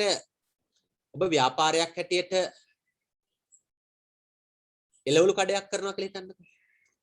එතකොට අවුරුදු 5කට ඉස්සෙල්ලා එළවලු කඩේ ඕන්නම් වරෙන් ඇවිල්ලා ගනින් ඵලයන් කියන එකනේ තිබුණේ. දැන් එළවලු කඩේට මේ වෙනකොට ඊට වඩා මහජන සම්බන්ධතාවයේ තියාගන්න වෙලා තියෙනවා. ඊළඟට ගත්තාම රවට්ටන්න බෑ. හොඳ සේවාවක් පවත්වාගෙන යන්න වෙනවා. ඊළඟ කාරණේ ගත්තාම ඔබේ එළවලු කඩේ දැන් ටිකක් බිස්නස් අඩු වෙලා තියෙනවා. මොකද අල්ලපු වැටේ එළවලු කඩයක් දාලා තියෙනවා.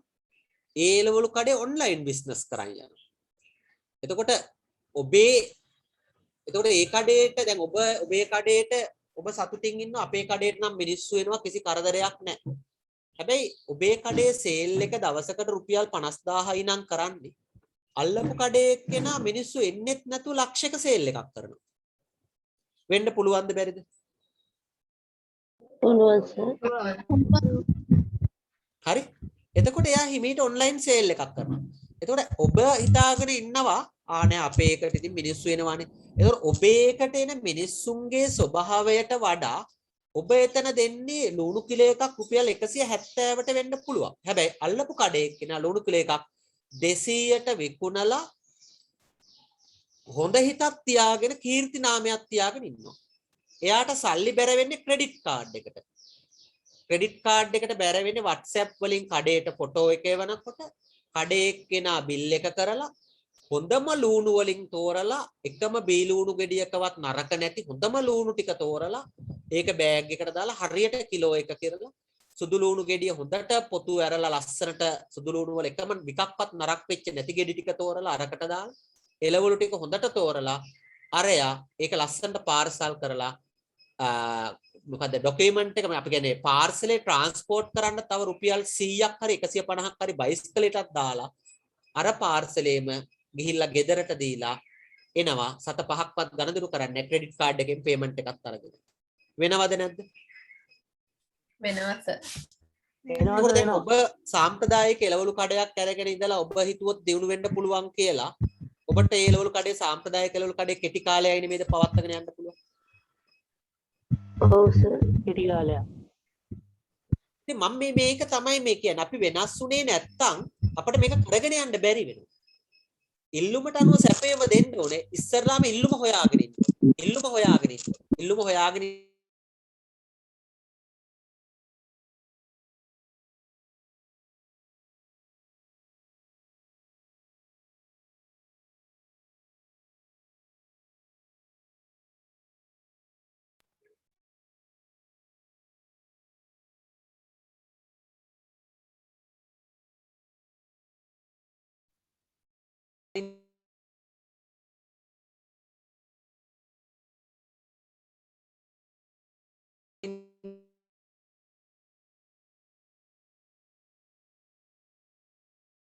නයි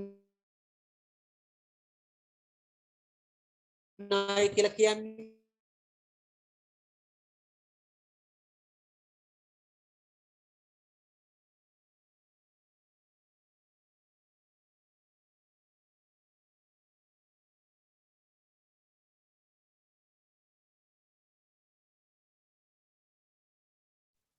සර් ඇහෙන්නේ නැණි කියන දේ. ඔය ගියා දැන් ආවා. ගැටලුවක් නෑ හරි ප්‍රශ්නේ හරි එනිසාම තත්කාලයේ පවත්නා එනිසාම තත්කාලයේ පවත්නා සර් ලියා ගන්න ඕනද? ඔව් එතන තමයි ඒ සමුනි දැන් කැඩි කැඩි සර් ඇහෙන්නේ. එනිසාම තත්කාලයේ පවත්නා මානව ඒ වාක්‍ය මුලින් නම් කියන්නකෝ. ඒක කැඩි කැඩි නවත්තපු තැනින් පටන් ගන්න නවත්තපු කියන්නේ ඉස්සලා ඡේදයෙන් පටන් ගන්න ඒ sannivedanaya වැදගත් මානව සංසිද්ධියකි sannivedat මානව සංසිද්ධියකි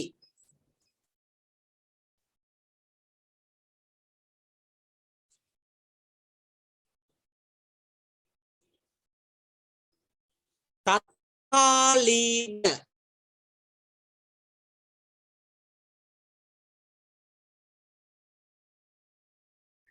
සර් ඇහෙන්නේ කැඩි කැඩි ඇහෙන්නේ.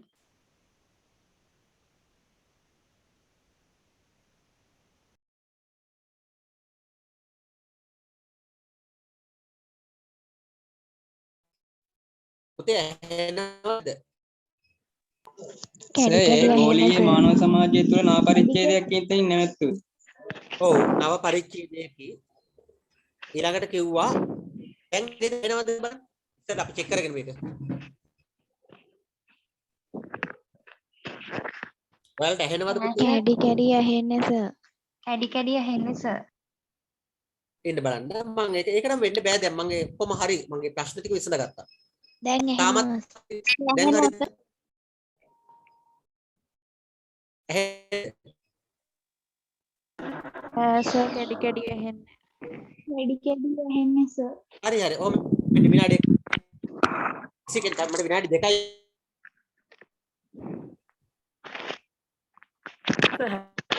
හැමෝගෙම මයික් පොඩ්ඩක් ඔෆ් කරගත්තා නම් හරිය කියලා මාත් හිතනවා පොඩ්ඩක්. ගැටලුවක්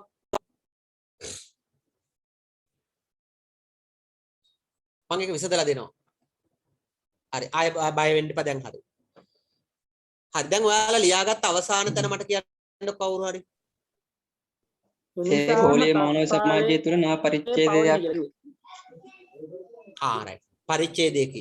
එතනින් පටන් අරගන්න ලියපු මේව ලියලත් ඇති ලියපු කට්ටිය කටවහගෙන ඉන්න අනිත් කට්ටිය ලියාගන්න. එනිසාම sannivedanaya වැදගත් මානව සංසිද්ධියකි. එනිසාම sannivedanaya වැදගත් මානව සංසිද්ධියකි. එහෙම ලිව්වා. එතනින් පස්සේ ලියනවා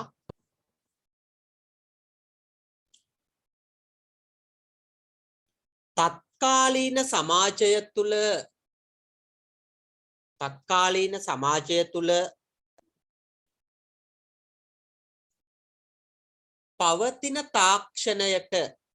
පවතින තාක්ෂණයට විනාඩියක් ඉන්න එච්චරයි ඕන වෙන්නේ මට කාලේ. පවතින තාක්ෂණයට සමාජය යාවත්කාලීන විය යුතුය. සමාජයේ යාවත්කාලීන විය යුතුය.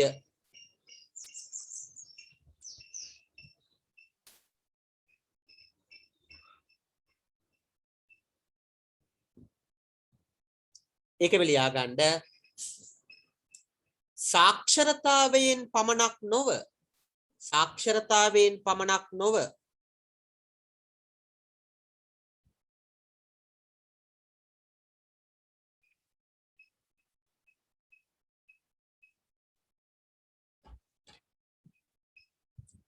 තාක්ෂණයේ පවතින සාක්ෂරතාවයෙන් විතරක් නෙමෙයි තාක්ෂණයේ පවතින හිතකර සහ අහිතකර හිතකර සහ අහිතකර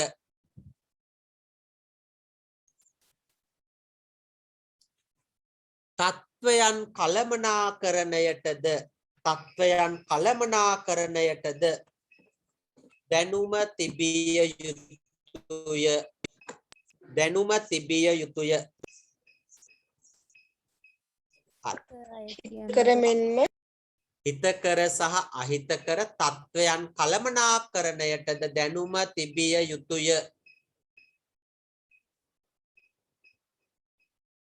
හරි දැන් හරි. කිසි ගැටලුවක් නැහැ. මම හිතන්නේ අද බොහෝ දේවල් ඔබ දැනගත්තා. බුද්ධිමත් භාවයට ආවා. ඉතින් ඔබට මම හිතන යහපතක්ම වේවා කියලා ප්‍රාර්ථනා කරමින් ඊළඟ දවසේ පන්තියට සම්බන්ධ වෙන සිකුරාදා උදේ 6ට ඉතින් අපිට සමු ගන්න පුළුවන්. එහෙනම් ආයුබෝවන් තෙරුවන් සරණයි. ආයුබෝවන් සර්. අයිබෝවන් සර්.